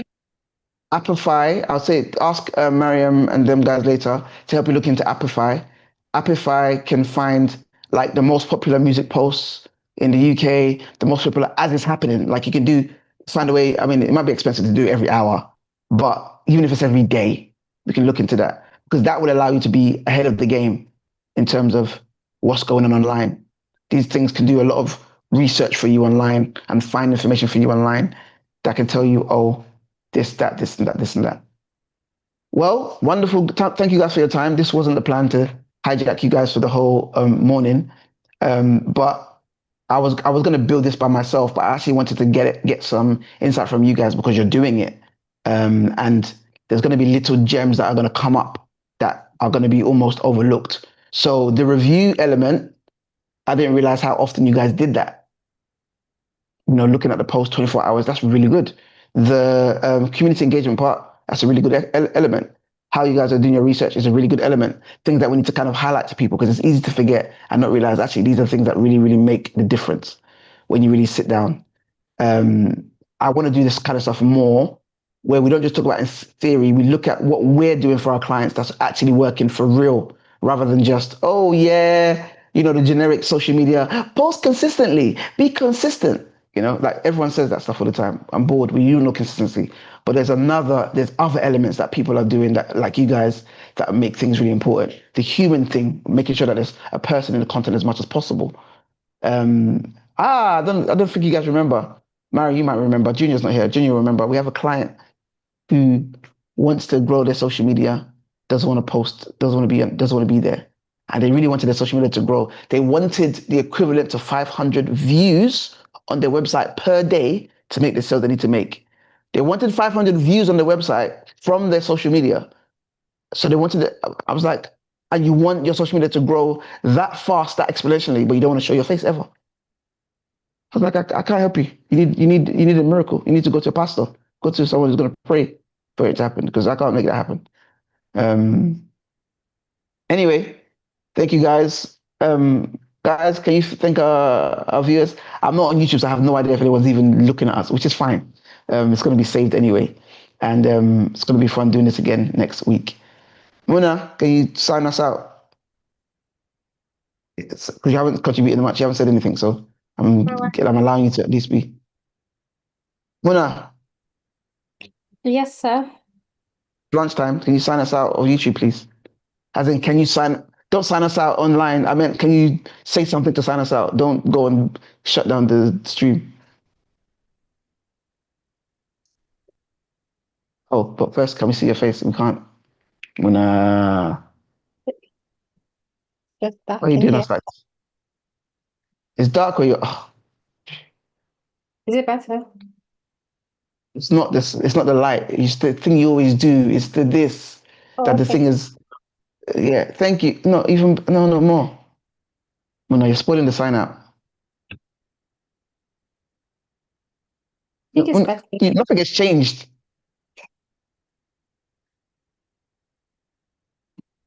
I guess that's what you want from me, please. Huh. He said, what do I want? Wow, Muna. I said, can you sign us out, please? Like, Oh wait, thank I you. forgot. Yeah, I don't have Yeah, access. that's fine. All right, so thank you everyone for coming on today's live. We appreciate you and we hope you learned something today and looking forward to seeing you next week, Thursday. Fantastic. Thank you, Muna. That was brilliant. Next week, Thursday, guys, same time, same channel. Hopefully, we've learned our lesson this week and how to get it set up. So it should be set up again. You may not be seeing Benice, Deborah, and Favor again. You'll be seeing Marvelous. um, but you may not see the others. So, Benice, thank you for taking the time out. I know you've got stuff to go and do in terms of edit. Deborah, thank you for taking your time out as well, because I know you've got stuff to do. Please don't blame me. Just go and get it done. Catch up. Don't say it's because of the live that you weren't able to do X, Y, and Z. Again, thank you all for your time and for joining us as well. Mariam, thank you for joining us eventually. And Precious, I hope it was helpful for you. Precious just likes to learn, so I know that the information is going to be useful for him at some point in some way, shape, or form. I'm going to pull up the stream. Mariam, Marvelous, let's make a note that we should have somebody else managing the actual stream so that I don't have to open the stream now, close the stream. Because the moment I open it, I'm going to have an echo, which is what I was trying to avoid.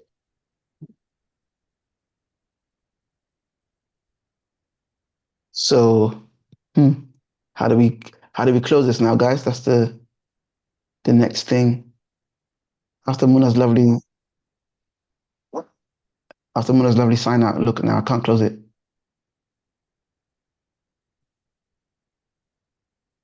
So to our YouTube family, thank you. We're just now working out how to end our live. YouTube Creator Studio.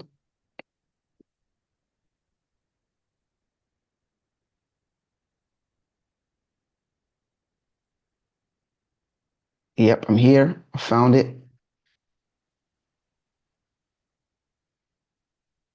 This is so crazy. I'm on the live. I can see the live. Don't have to stop the live. Oh, it's hilarious. Oh, there we go. Controlling the live room. Wonderful time, guys. We had 41 views, which is really good overall. That's really good to know. I'm sure some of it was a team, but we don't have up to 41 in the team, which means we had some strangers. Even if the whole team watched it, which I know they didn't. I know some of them don't care. They've got work to do, so they don't even bother. But it still means that we got some people watching, even if it was for a very short period of time. And thank you guys again. You heard what Muna said. You see us next week, hopefully, by God's grace, and it'll be a great time. Goodbye. Oh, that's clever. It says, "Are you sure you want to end the stream?" And you can say, "Not yet."